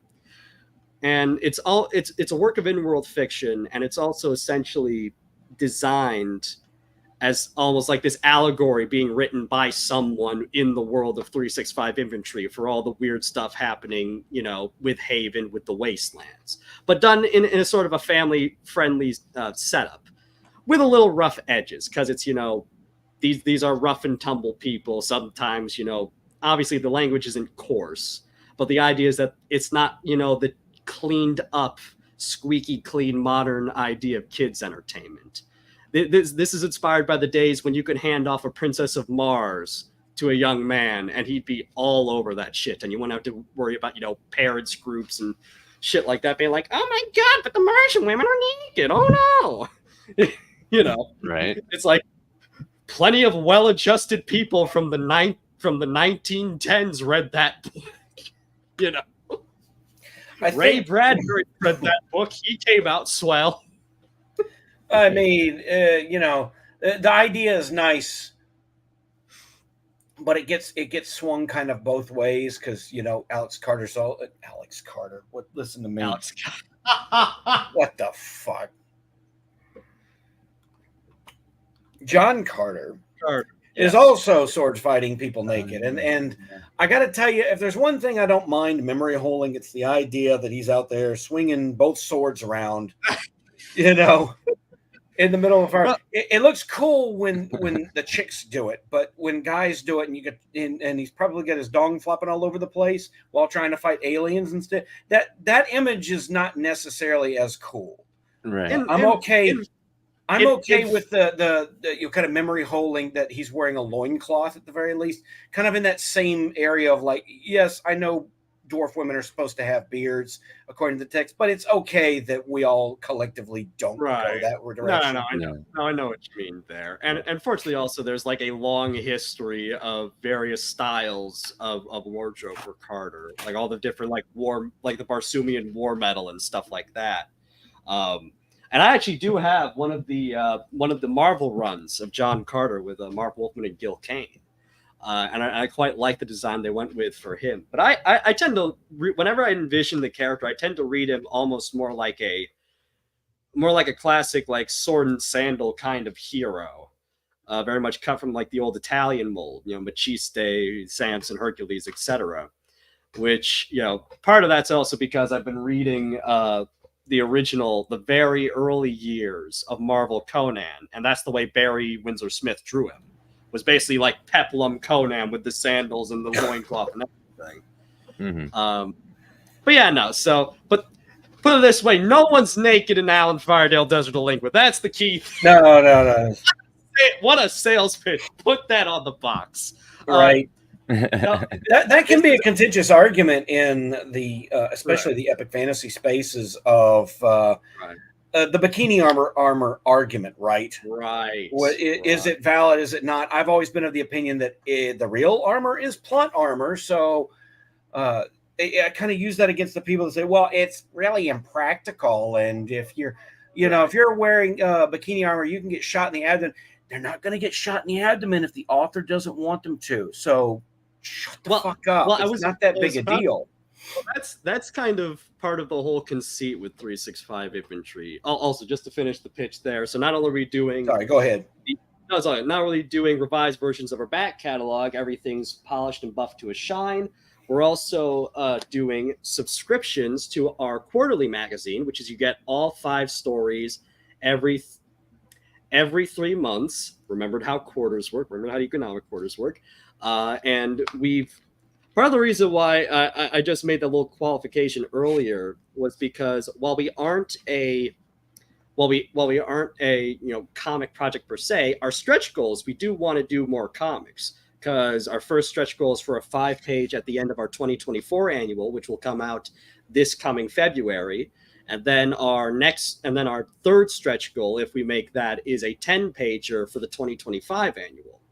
And then in between that is actually for the second volume of our flash fiction collections, which is just me screwing around in my world and writing a bunch of random stories for my own amusement and for the amusement of my readers at 365infantry.substack.com. Dear God, I need to hire a publicist after this. We're doing an illustrated version of that because this year I've been writing a lot more action, old school, proper pulp style flash stories. So I want to kind of give it the classic, the classic presentation style. But what we've been doing is we've been doing now comic paneled style half sheets for the for our little supplementary illustrations. So you get this very striking image to kind of set the mood for the story you're about to read. And I also write exclusive introductions to this. You get bonus articles going into the world behind the scenes. And as you may have noticed on the pardon the glossy cover, but that does indeed say 100th story edition. I've written over 100 stories in this series across the main magazine and all the weird supplementary stuff. And I get that it's a lot, and I know that's been part of my problem, and it's why the way I write this series is that I try to treat it in that you can get on board at any time. You understand the general thrust of what's going on, and you can kind of go on from there. Like with The Hunt, I'd say the story that actually came out this summer, Nero's Bastards, is really a good jumping on point, because now the characters have stabilized. They've gone through a lot of their transitionary phases coming out of the Colosseum, dealing with these strange effects and kind of overcoming the conditioning that's kind of regressed them back to more primal beings. And now that they've kind of stabilized, though they're still, facing temptations every day to just hulk out, for lack of a better word, they're now in more of that steady, this is a classic adventure serial type show. So I try to write like that. I try to write in such a way that you understand what's at stake, what's going on, and you can just jump into the action and have fun with it. Because this is not... I talk a big game about this. I talk a big game about the influences. But the reason why, if you scroll through those rewards, you'll notice that that's pretty fucking cheap for what you're getting. It's because I want this style of entertainment to be regularly available and affordable again. I brought out the Turok while you were away, but the other thing, my first DC comic, because I haven't been good about collecting comics in general, but my first DC came in the mail. It's Jonah Hex. And if you look down in that corner, hopefully the gloss, can you see that? Do you see that 25-cent sticker? Mm-hmm. Yeah, a little bit. I would give anything to be able to tell you folks, you could buy this for 25 cents. That sounds lunatic in this economy. That sounds insane in this economy. That'd be cool. But I fucking would. And technically, if you run any of these things through the inflation calculator, I'm basically working that wire act as close as I can. Because the only thing that's stopping me from doing that is, of course, printing costs, going through print on demand through Amazon and their services. And for those who are backing us at our top 2 subscription tiers, Valued Lieutenant and Top Brass, we'll be I'm going to be doing a few test things to see if I like the quality of Redbubble or TeePublic better. I don't know if you guys have had any experience with that, so I kind of make those decisions before we go ahead and say, all right, here's what you're getting. Here's how we're printing off the mugs. Here's how we're printing off the T-shirts. But, that also is another factor in it's just the fact that production costs have been so tremendous. Thank you, Herman. God bless you. It's just, if it wasn't, if it wasn't for that, I really would say I would sell it to you for $1. I'd sell it to you for fucking. There's a James Bond paperback I could have bought for $50 back in the day. I look at old copies of the Shadow magazine and I see 10 cents an issue, and I'm like, yeah, this dude. could be. And those 10-cent magazines are worth a lot now, because after I got kind of really enjoying Razor Fist's audiobooks of the Shadow, I'm like, I need some more of these. I want to read these. And then I start going online, come to find out, these books and magazines have not been reprinted for a minute. And the used versions, the used copies are, some are, they're relatively affordable. It's like $25 is not unaffordable. Right. But man, it's, I wish it was much more readily available, especially in ebook format. I would have bought the shit out of some Shadow ebooks. And some people have said, hey, Internet Archive. And I go over there and there's a bunch of downloadables there. I downloaded one that was literally all 300 of the Shadow Pulps. They're not formatted properly though. And so it's an absolute bitch to read them. Yeah, absolutely. It's a pain in the ass, and it really is. And the bad formatting can kind of get to you. Like, the funny thing too, you say about that, as I reveal the fact I'm not wearing the black jeans this time, is that I got so fucking fed up with the aftermarket prices for Conan #1. Greetings, Alright Snow. I got so fucking fed up with that for literally all at 10 fucking bucks. First 3 issues of Marvel Conan reformatted in pocketbook. oh, wow. And yes, it's not the way it was originally designed. It's obviously not floppy, but well, one, you do get to appreciate the panels up close. You do get to appreciate that. Hold that up for the fine folks at home. But also, this will go aftermarket for hundreds, if not thousands. Graded, ungraded, with fucking Crayola stains on it, for Christ's sakes. It'll go for insane money. And while the recent omnibuses of the Marvel Conan run are, in terms of value for money, insanely affordable. For just 100, you're getting literally hundreds of. You're basically paying $1 an issue when you're buying some of these collections, more or less. But at the same time, that's still $100 I don't have, and I'd just like to see, okay, how did this all start? And they did about 3 volumes of this specific style of formatting for a lot of the early Conan stuff. So it's like sometimes you just gotta bite the bullet and go wherever the hell it is. I bought some of the Bantam reprints of the Shadow novels it was a couple of years ago, and again, it was at that $10-15 a paperback price, which is good. It's reasonable, but you're also missing out on the original format with the illustrations and everything. It's just a prose only reprint, so you're missing out on a lot of that really beautifully inked illustration work that was done in the old in the old days with the twice a month magazine. But yeah, if you want to help me go twice a month, by the way, please back 365 Figure the Ride for 2025. I know. Did you see that haul that I had recently? Yes, I think I did. What was some of the big ones? Jog the memory. I have not yet gone through and categorized them and seen what I've got. I probably should. It takes a little time, but again, we've got my time is always compressed, and I never have enough time to do everything that I want in a day. I need to somehow find time to take care of the wife and the kids, do the job, work out a little, do some video work, write, a bunch of other shit. But I know it's mostly Conan. It's the old Marvel Comics Conan. It's stuff that going back to the late 70s through the 80s and some of the 90s. So it's something else, and I'm kind of in this weird spot where I don't know that selling this off would really make any money, even if I did want to. But at the same time, this is the collection of a man who served our country's military for decades. And, he's someone who valued just kick-ass masculine stories. This is what he grew up with. He's like, he would tell me, I fucking love Conan, man. Badass motherfucker.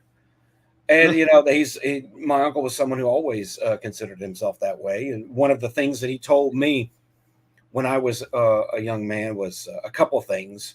He taught me lessons that I didn't learn from my own dad, right? Stuff that stuck with me for the rest of my life.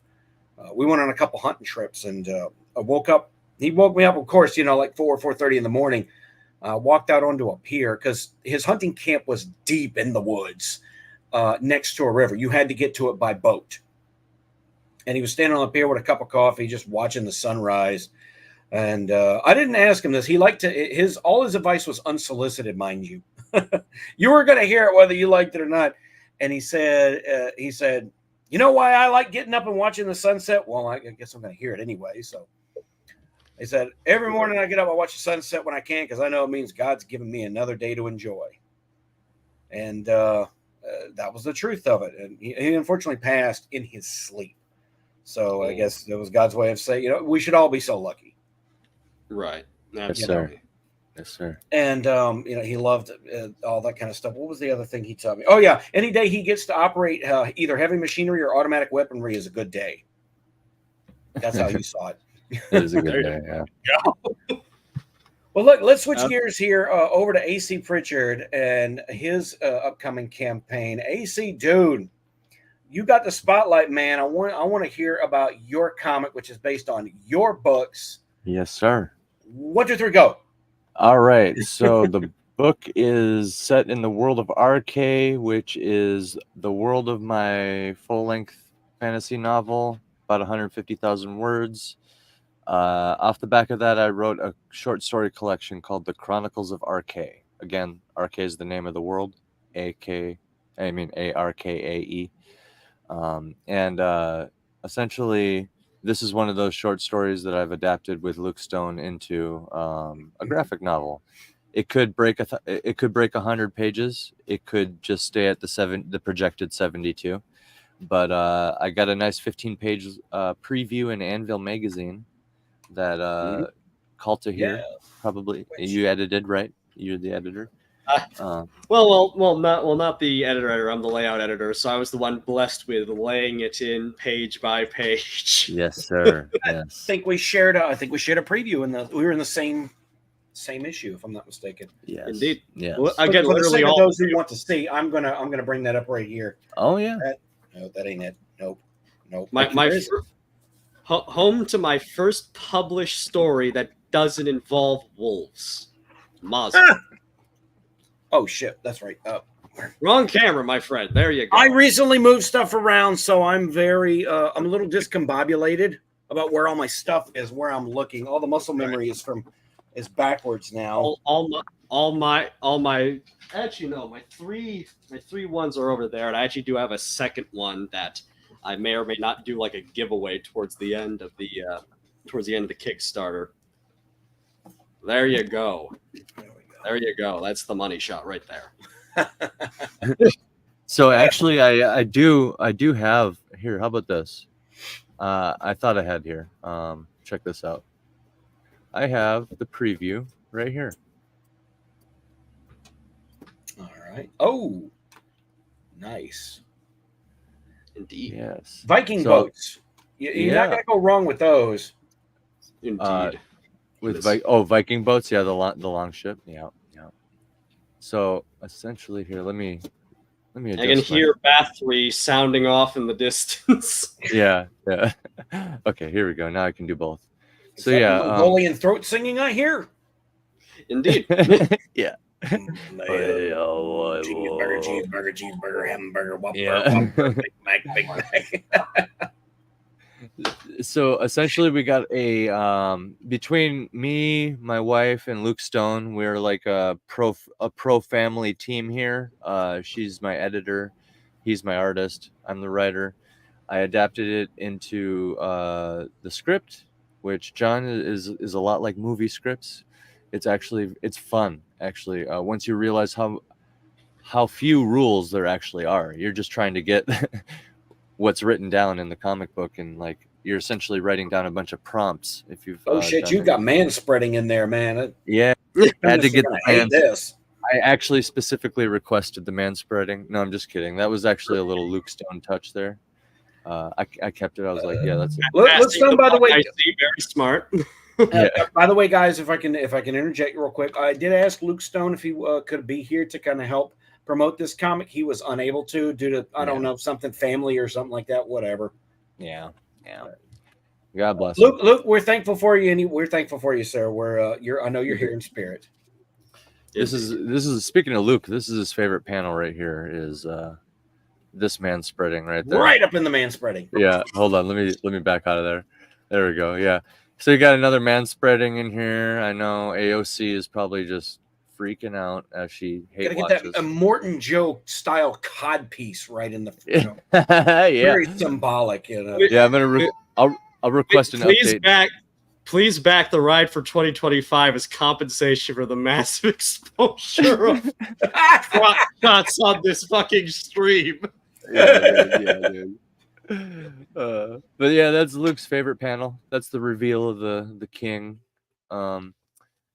Yeah, basically the story, it follows this guy here in the purple, orc Jarl, him and Horfist. He's an orc Jarl, obviously. Anybody who's familiar with Skyrim, that's like the governor. Right. Because Jarls are under kings. Kings are like the president, if you want to think of it that way. Okay, so we've got Skyrim inspired orcs. Well, it's just Skyrim as a. Well, actually, yeah. There's probably some Skyrim orc in there, but I imagine them as a little bit more brutal and savage than like Warhammer or Warcraft. But Luke has obviously given his little touch here and like humanized them a bit, which I'm okay with. I want. Yeah, I'm kind of having a little bit of self-consciousness. I mean, a little bit of self-conscious, noting that I wrote this book about orcs, and it was not necessarily about putting them in the depths of, orcs at their, most savage prime. Because if you read my book, you kind of understand that my main character's motivation is trying to, for a lack of a better word, trying to bring a little more societal culture into those people. And now here on what is the big popular thing on social media now is bring orcs back to when they were evil and evil and barbarians. And I'm like, maybe I wrote the wrong book. Who could there's no way to dictate what the social zeitgeist will do next. Right. Just like right now, I'm writing a fantasy superhero story. Right about the time superheroes are going out, I'm like, okay, all right. Well, I think there's a lot of potential there, John, because one of the reasons why I'm drawn to fantasy is because my mindset is very logical. I need things to make sense. Yes. You see that magic system here. This is the king's using the magic here on screen in this little panel here.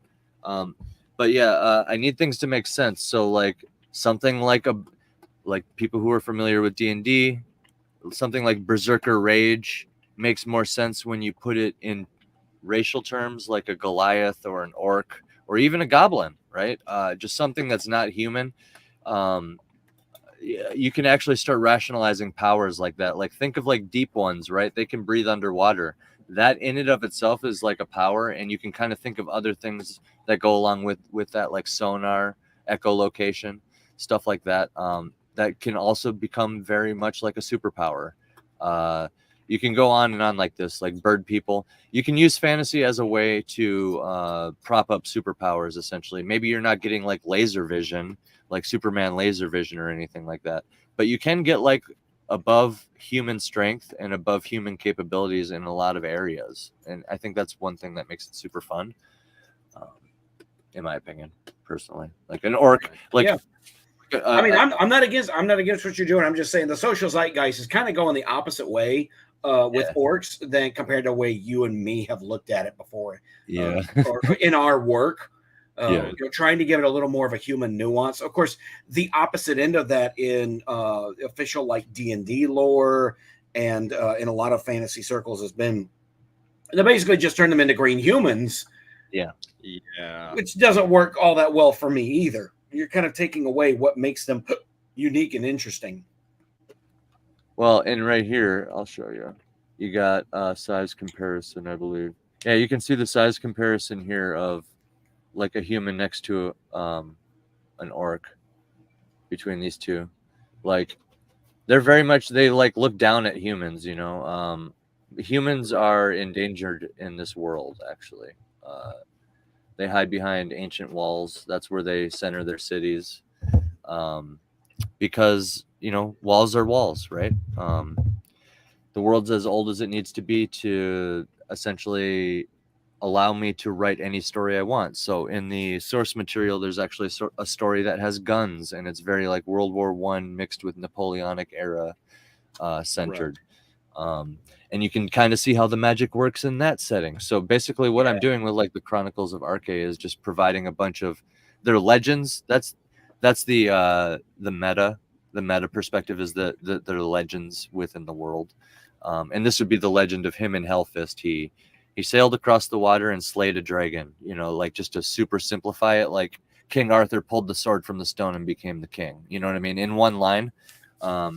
So he became the king in a very orcish way, which inspired by the Kensington runestone, some real world Norse lore there, contested as all things are. I mean, I think they even contest Göbekli Tepe in a lot of aspects there, and like the Younger Dryas theory and stuff like that. But I digress. Luke Stone does fantasy really well. Like it's a very distinctive fantasy look that he's got. He does, yes. Very good, very strong sense of style. Absolutely. This page called I accidentally submitted an older version of this page to the Anvil preview. So I'm just going to point it out right now before I get any criticism on it. It's actually this panel here for anybody who has the magazine. John, you could probably open it right now if you want to, or whoever's reading along at home. I accidentally deleted a few patches here. So there's like some white blobs floating in this panel. You heard it here first, folks. Anvil 3 is a collector's edition. This is not a drill. That's what I'm saying. So as you can see here, I fixed it. But that's a thing. It's an imperfect proof of concept, is moreover. But yeah, I get a lot of things about Luke doing, like, look at this. Each orc is different. You know what I'm saying? Yeah, that's always good, because you can tell there's a base. You can tell there's a base build he's working from, and then he molds onto that. All these unique and distinct characters, different styles of noses, different styles of hair, how they do. Like, question: would you say it's tusks, or would you say it's more just kind of like canines for the teeth that are coming out from the underbite? It's actually tusks, but Luke did more canines. Luke did the more canine route. Like I'm saying, like we were talking about earlier, I am very much for artist interpretation until I establish my empire and I'm tossing money at somebody and just saying do it. Right. You know what I mean? There will eventually be a 1,000% book accurate orc that I am going to flaunt everywhere. It's going to be disgusting because they're hairy. Like I said, they look down at the humans like they're just monstrous. Like he gave the priest a nice coat. I'm all about that. That's cool. Yeah, give him a coat. He's got the swag. Yep. And the coat makes sense because they're like Arctic. They live in the Arctic. But yeah, I'll eventually get one with the big nasty tusks and the body hair and like they're just more monstrous, bestial version, Neanderthal, Sasquatch like versions of humans. Do yours brush their teeth? Oh, probably not, dude. I have a few characters in this story actually. It's not quite there in the preview yet. But yeah, a couple characters in this story that there's one, Red Raken. They call him Red Raken because he's stained red perpetually. Like the dude never cleans his armor. So it's like all rusted and just grody, stained and disgusting. Right. Yeah. This panel, speaking of artists surprising you, this panel right here is one of my favorites. The King.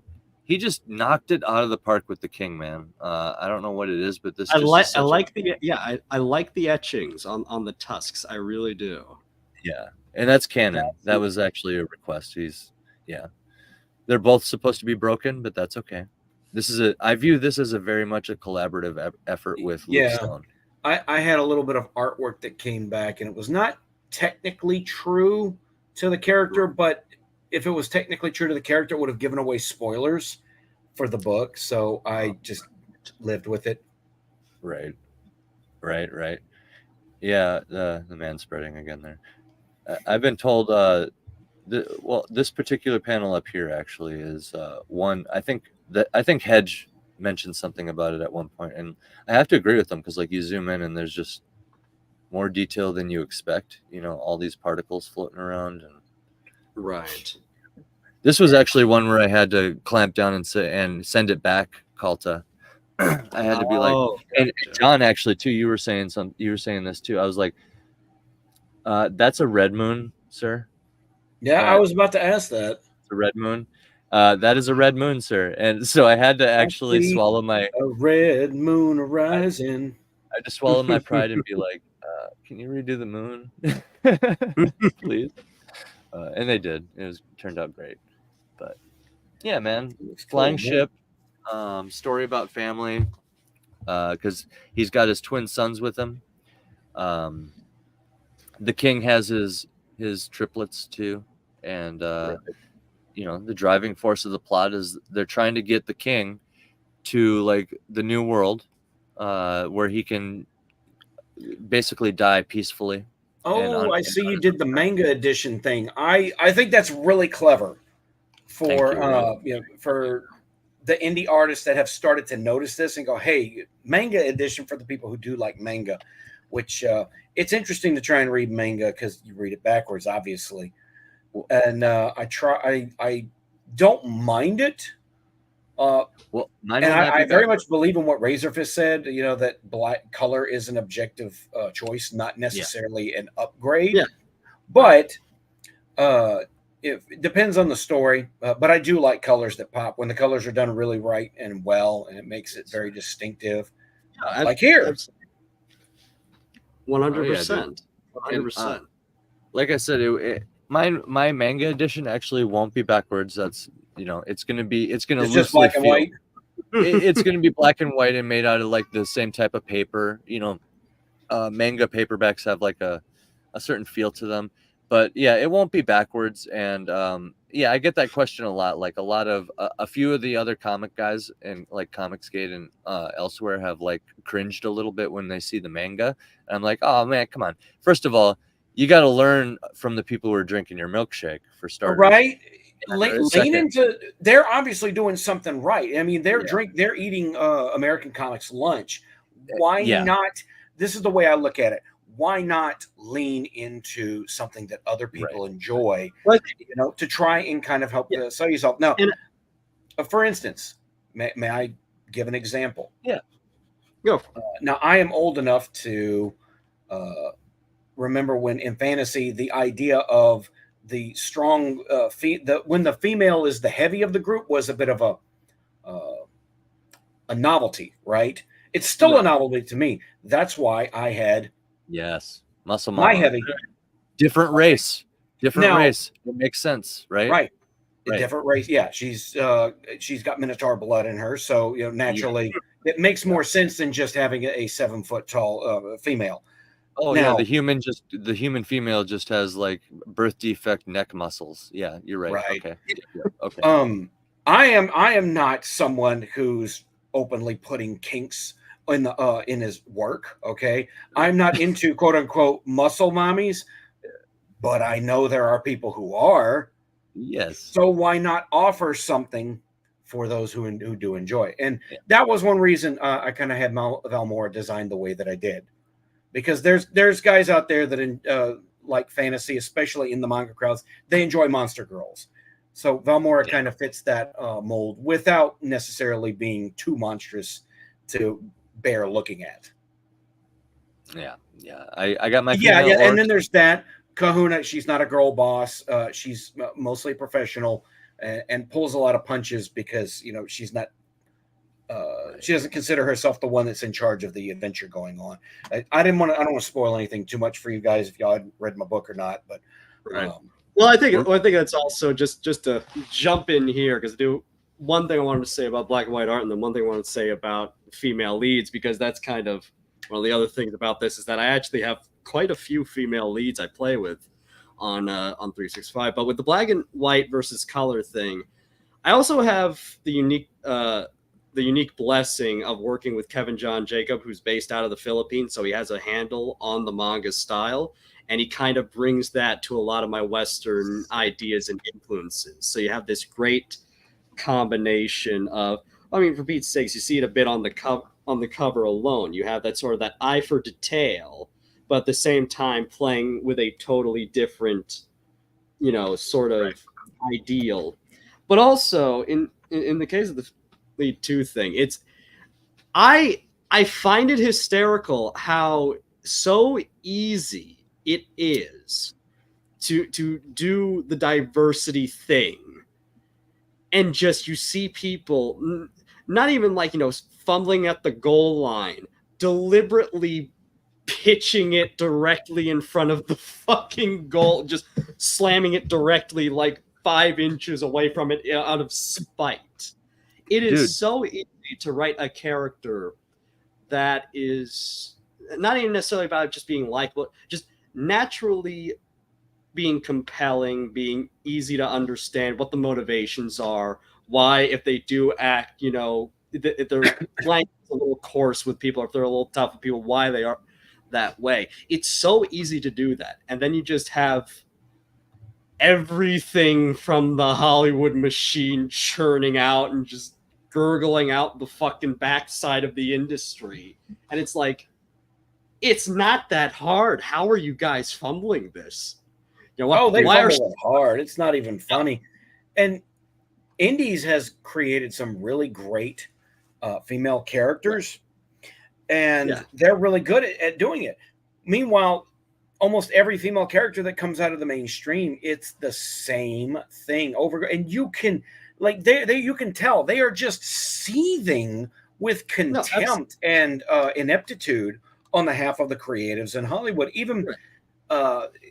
Even when they try and do it right, it's almost gotten to the point where if it's from the mainstream, people are just knee-jerking away from it, even when they do, like I said, do it right. So it's nice to see it when they get it right, but I think they get it right more on accident than they do anything else. Well, I was just going to say, last night, Mike S. Miller and Drawn and Quartered knocked it out of the park. I'm sharing my screen right here real quick. It's the picture that Mike himself ended up drawing. Shout outs to Mike S. Miller.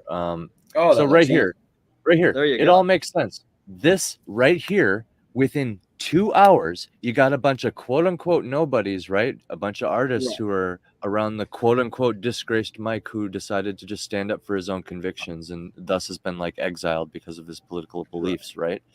I mean, we've all seen it. It just happens. It's that's the whole reason Comicsgate is even a thing. That's a bunch of guys that this happened to. But here you go.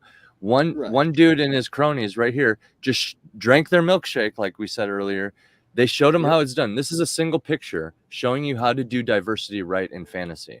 You don't have to focus on skin color. Here's true diversity. You got a fish person in there. He doesn't even breathe air, bro. He breathes water. You got a minotaur. You realize how different all these people's outlooks are? I kept pitching to add a gnome wizard because a gnome is even smaller than a dwarf. So they have to use magic to do any good. You know what I mean? Just from a biological perspective.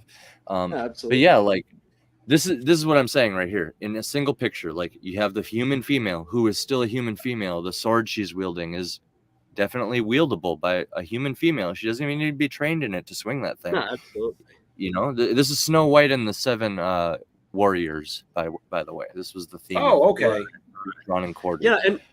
And the thing, it's something so friggin' easy to do. I mean, literally in my case, I mean, I will gladly toot my own horn about it. But with my character Lita, from the Urban Avengers series, in anyone else's hands, a gal like this would be turned into your generic Wonder Bread girl boss. She would be, the greatest thing since sliced bread. Nothing would ever knock her down. And in my first story with her, Android Antics, she winds up having a knockdown, drag-out fight with a android assassin sent by Aces to kill her because she's been a thorn in the system's side for so long. And in that story, she gets the shit kicked out of her. She is absolutely getting nailed, hammer to anvil. And there's this great moment where the big thing with her and with her relationship with her ride, the Red Devil, is that partly she looks at him as a friend, this little VW Beetle thing. It's not sentient or anything. It's more personified with the way she interacts with it. He's a friend, but also she's very maternal about him. And without spoiling anything, the "you've just unleashed my secret weapon" moment is when the guy shatters a broken bottle, but instead of, going in for a shanking, drags it across the hood of her bug. And she's like, "Oh, you fucking..." And it's just, it's something to do characters with that sort of dynamism and those vulnerabilities, That was a big contention, I think, that a lot of people noticed, and is that these girl boss characters got insufferable because there was not only no conflict with them, but there was not as many perceivable flaws. This is one thing I think a lot of people didn't pick up on with the storytelling of the Rippaverse, which was you infer more than they actually tell. There's a lot more of show don't tell. So when I see people complaining about, oh, you don't know what ISOM's power set is, it's not that hard to tell if you hopefully have an IQ above room temperature and you actually pay attention to what you're reading. Okay, they were some of his detractors recently were going on about why are we constantly coming back to this moment where ISOM was fighting Yairo. Well, two things. Right. One, this was the moment in the comic where all three of the tentpole characters for the entire universe were in the same place at the same time. Even though Alpha Core kind of hung back and didn't do much, which was a little odd to me. Like this person Solari, this person that you're pursuing, is now attacking a civilian. Why aren't you kind of going in there? Hold on real quick. John, not too late, but I am going to have to jump off for too long because I've got to make some supper before long. I am kind of getting close to the end now. But I will, I don't know, I may stream a little later this evening because my son wants to talk to me about stuff. So I mean, before too long, if you want to come in when we're doing the wrap up and talking about some other campaigns that I'm excited about, you can. I want to join, but not sure if I can. This is a Kahuna free zone. No, I'm just picking. I can bring Kahuna on. It's okay. I'll send some things out. Anyway, back to ISOM. He gets dropped on the car, and obviously that's to demonstrate, obviously he can't fly. He's stronger. He's tougher. He's got the Captain America power move set. That is not very hard to infer. So that's where I'm at. Anyway, let me send out a couple links real quick and see if these folks want to jump on with us. But yeah, we're not going to go too much longer because I do have to have help cook supper a little bit. Yes, sir. Bring Kahuna in here so he'll stop crying. I'm just picking Kahuna, you know. But yeah, it's important to have those moments where you do show and don't tell. I had the benefit of coming off the back of that chonker, right? Was that what it was, or what was it? Oh yeah, I gotta show John this. So I got my first gold key Turok, Son of Stone, and I just can't get over the fact that they call dinosaurs fucking honkers. Oh, honker. A honker. Turok, is that the one that Turok the Dinosaur Hunter is based on? A honker. Yes, this is from, I believe that not the OG run, because I think it started with Dell and then went on to Gold Key, where it stayed till about the early 80s.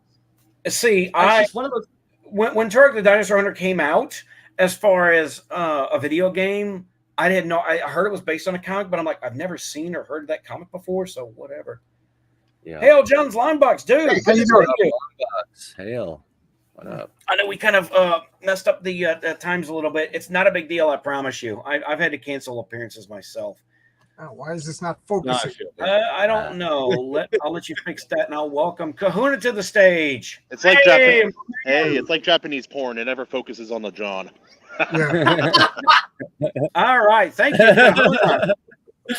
Anyway, I canceled the show. That was my goal, guys. At least you let me chill. That's all that matters. Yeah. Yeah, I messed up. I thought the hour went the other way. God, it's fine. Like I said, how's your neck, man? I gotta ask. I'm okay. My neck I'm not in any pain. Just this brace is just so uncomfortable. Oh, dude, my eyes are bad. I thought you just had like a scarf on or something. No, right? I'm wearing a neck brace. I broke my vertebrae. Check your prescription, Kahuna. Check your prescription. I don't have glasses, man, but I might need them. Holy smokes. Sorry about that, man. How'd you do that? It's not easy to break your neck. Passed out while driving. Oh. I think it was like heat stroke related, or maybe like a blood sugar level dropped or something. Oh God, sorry to hear.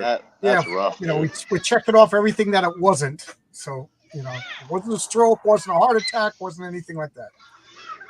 Just got really tired all of a sudden. No, man, it was like. Yeah, I've passed out at the wheel a couple of times. I never crashed. Luckily, I always came to just in time. Fun fact: I did not drink. You guys know I love coffee, right? You guys know I love coffee. I didn't actually drink coffee until I was 29, going through nursing school, having to work overnight. That's why you love Really? Yeah. I grew up in Washington, and I didn't drink coffee growing up either, man. It's a weird place to not drink coffee, if you're wondering. I was about to say, yeah. My coffee story is in high school senior year, literally last year. I was Holy like, crap, you're a child. I'm sorry. Yes, I am. Plot twist. No, I literally had like a bunch of stuff I needed to get done one night, and I'm like, all right, we'll just have a cup of coffee. We'll just, there's still some left in the pot, reheat it, go on. Guys, I wrote like a 6-minute musical overture, 20 pages of script. I was like, I saw all 4 seasons in a night. It was a madhouse, and I'm like, this is the good stuff. Oh yeah, there's a buddy of mine in high school. Same thing. He had never had caffeine in his life. He was a soccer player, and we were just like all out there like doing PE style like soccer, playing with everyone. And he took like a green tea caffeine pill, it was like the size of a child's fist. Dude, he turned into a god on the field. He ran circles around everyone. I'm normally at least as fast going one direction as he is. That's no chance. Couldn't even see him. He was real thirsty afterwards. Yeah. Right. Well, let me. I've got John on here, so let's go ahead and take a look at his Kickstarter real quick. I was gonna say, John, yeah, you get at that. Anybody you like D&D, like Lord of the Rings, Tolkien, back a Saga of Sunsets, fundmycomic.com/ASOS. I actually gotta go cook my kid food also. I'll be having to go do that shortly, but I wanted to get to that too. If you guys like good art, if you like good storytelling, and have a functioning crank, buy AC's book. It's really good. Thank you. But yeah, cheers. On my channel. Do it appreciate for your country. I appreciate you guys. Cheers. Peace out, AC. Peace. All right, John. Next time I have you on, John, I promise we'll have a little longer to go. Yeah, well, my fault. I messed up. No. It's all right. Let me. Gosh, what am I sharing? Oh, right. Button. Here we go. Darn, go play. John, I've had my eye on your comic for a while now. Heroic Tales comic #1, dude. Tell me about your comic, because I love classic superheroes. So this is, my love of Bronze Age Marvel comics. So I just imagine it's 1986. You go into the comic store, you got the Teen Titans, you got the Avengers, Fantastic Four. Written by Len Wein and Marv Wolfman and Chris Claremont and George Perez is drawn, and then my comic is right on the shelf. So that's what I'm trying to capture, that era. So because of that, every issue is self-contained. So I'm not going to ask you to buy my comic, and then you're not going to wait 9 months or a year or 4 years or never to finish the story. And I'm not knocking anybody else. I'm just trying to. Like when you bought Spider-Man 148, you got a complete story. So you're getting a complete superhero story. They're going to be episodic. But just like Bronze Age Marvel comic, every issue builds up. So every issue will be welcoming to anybody. You'll get the full story, but it will reward the reader who buys every issue with foreshadowing. There will be, nuggets for the next person to, that's why he did. Oh, I just realized I'm not. I'm controlling. I'm scrolling down, and it's not moving. Let me go ahead and add your. There you go. So this is the. Wait. I don't have to buy 19 different comics to understand it. I'm sorry. Oh, wow. I don't have to buy 19 different issue runs to understand it. How refreshing. So for $10, you're gonna get. I always forget how many pages. 34 pages. So it's gonna have a 22-page story featuring the patriarch. Then you're gonna have an 8-page story featuring. Called Unheroic Tales. That's going to be about bad guys. That's drawn by Ron Mosicki and colored by Oscar Carano. That is going to tell the origin of the suit. The suit is the mayor of the city of Science City, where the patriarch stories take place. So that story set in the past, but the heroic tale story set in the present. It's, I'm going to put dates on everything, so it's not going to be confusing. There we go. Yeah. So you're going to see the day the bad guy decided to become he made a decision that affected his life. So his origin. And then the patriarch story is called Daddy's Home. He just wants to get home. He's already been out all night doing superheroic stuff. He's trying to get home, but he's a superhero, and superheroics happen. It starts out with the bank robbery, and then, there's a major supervillain that goes on from there. We don't get bank robberies in superhero comics anymore. Now that especially because everything's electronic now. It's like, oh, break into the vault. Oh crap! Yeah, that's a good. That's a good. Well, used to save cats from trees. Well, that from Diversity in Comics, your boy Zach, one day he said, "Don't anybody just rob banks anymore?" So I said, "There you go, my comics." He's got a point. Like that's, to me, that's the most basic superheroes kind of story you can tell. It's a couple guys robbing the bank, and the superhero stops them, and you don't get that much anymore because especially in the mainstream, they're always trying to build up to something they can hopefully turn into a movie. They'd rather have edgy heroes who are less heroic than the look at Man of Steel. If they had one scene of him like saving a few people and getting a couch out of a tree for a little girl, that's what the old movie did. Yes. Like original Superman did, and it was only like maybe a couple minutes long, and it really did a lot to like show, oh, this guy's actually a freaking hero. Well, the patriarch is a reaction to like, these days everybody's pooping on men and fatherhood and stuff. So I was like, I want to make a superhero that is everything that's positive about men and masculinity. So he's a devoted father. He's a loving husband. He's a beloved superhero. He's a good guy. He is. Okay, all I'm hearing is he hates women. Okay. Yeah. I'm hearing. This is the thing that I have really come to dislike about the female written comics by younger women. You can tell it's written by them because it's always talking about feelings, sitting in the talking in hallways about feelings kind of stuff that popped up a lot in a lot of the CW shows, right? Or especially talking over meals, over drinks. It's like, you're not in college anymore. This is not the experience of most people that are reading comics. They want to see people doing stuff. Okay, this is an action genre. You need to kind of lean into that. If you want to have a touchy-feely kind of comic, write a web comic. They love this over there. And there's nothing wrong with writing a Love and Rockets type that lets explore our feelings comic, but that doesn't belong in superhero genre. No. Or at least, or it has to be like a one-off. It shouldn't be the main course. You know what I'm saying? Well, like I always, Chris Claremont would have the gigantic, Brood saga, and then the next issue they'd be playing softball. There's room for that once a year, but it seems like it's all the time. But this comic, if you scroll down, you see the first 5 pages. There's stuff going on in it's on your control right now. Oh, I'm controlling it. Okay. Yeah. I switched you over have to the you. Power. Is it moving? Okay, yeah. All right, so a couple of people asked for a black and white edition, and then this is the back cover. So and a couple of people like, can I get the back cover as the front cover? I was like, all right, customer service. He's on a farm, dude. It's so good. It's just like, this is what a modern Superman comic should be. I like the color. I love how all of a sudden comics have discovered color again. It's a miracle. It's a Christmas miracle. I like comics have discovered color again. I love Daniel De La Silva Rodriguez is doing the colors. I love his I love his colors. But this is it's like strip Technicolor compared to the competition, really. So if that's his wife down there in the pink, you can see that she's got some scars. So there's a story there that I didn't tell yet, but somewhere around issue 4, I think I'll tell that story. But there's a reason they're off the grid. So they're homesteading, they're homeschooling, because let's face it, supervillains can be pretty nasty. So he's keeping his family, close to as Amish as possible. You know what I mean?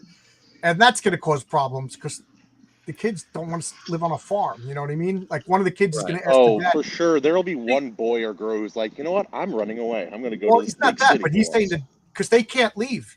You're going to find out that they can't, you need superpowers to leave. So the son's going to be like, Dad, are we prisoners? But that's a story for a later issue. Yeah. But he's a good guy. There's nothing sinister about that. And it's not like the wife is a non-character too.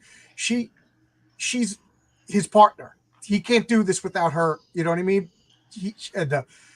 I don't want to give away any details, but they're a loving, devoted, real good couple. You know, nothing sinister.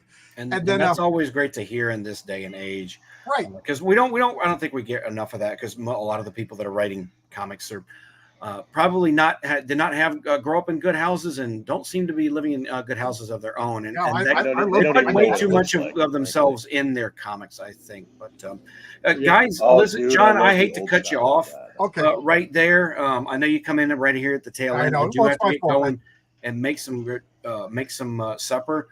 And feed these kids, because they ain't gonna feed themselves, and if they do, it's not gonna be. You got to take care of the kids. Yes, I do. There you go. But I want to thank everyone for coming on. John, I'll have you on another podcast, and you can kind of have a little more time for yourself. Yeah, and you come on my channel, guys. Not a problem. Absolutely, man. AC Pritchard, thank you for being here. Jacob Calta, John, Kahuna, thank you for showing up and just absolutely wrecking the vibe, man. It's always great. That's what I'm here for, man. Yeah, I hear you. But guys, thank you all for watching the IronCast. I got to get going, and I have got to get these kids fed. But again, thank you to everybody that showed up, everyone that's watching, and everyone here on the panel. All the links are in the description. Go and back these comics. And guys, get some indie comics going, because this is the good stuff. We're in a renaissance, and that's why we call it the Iron Age, because we're taking back the control of what we enjoy away from people in the mainstream, and I am all here for it. So until next time, guys, hail the Iron Age. Catch you later. This concludes our broadcast day. Viewers who found anything about today's stream objectionable are reminded to suck it. Thank you, and God bless America.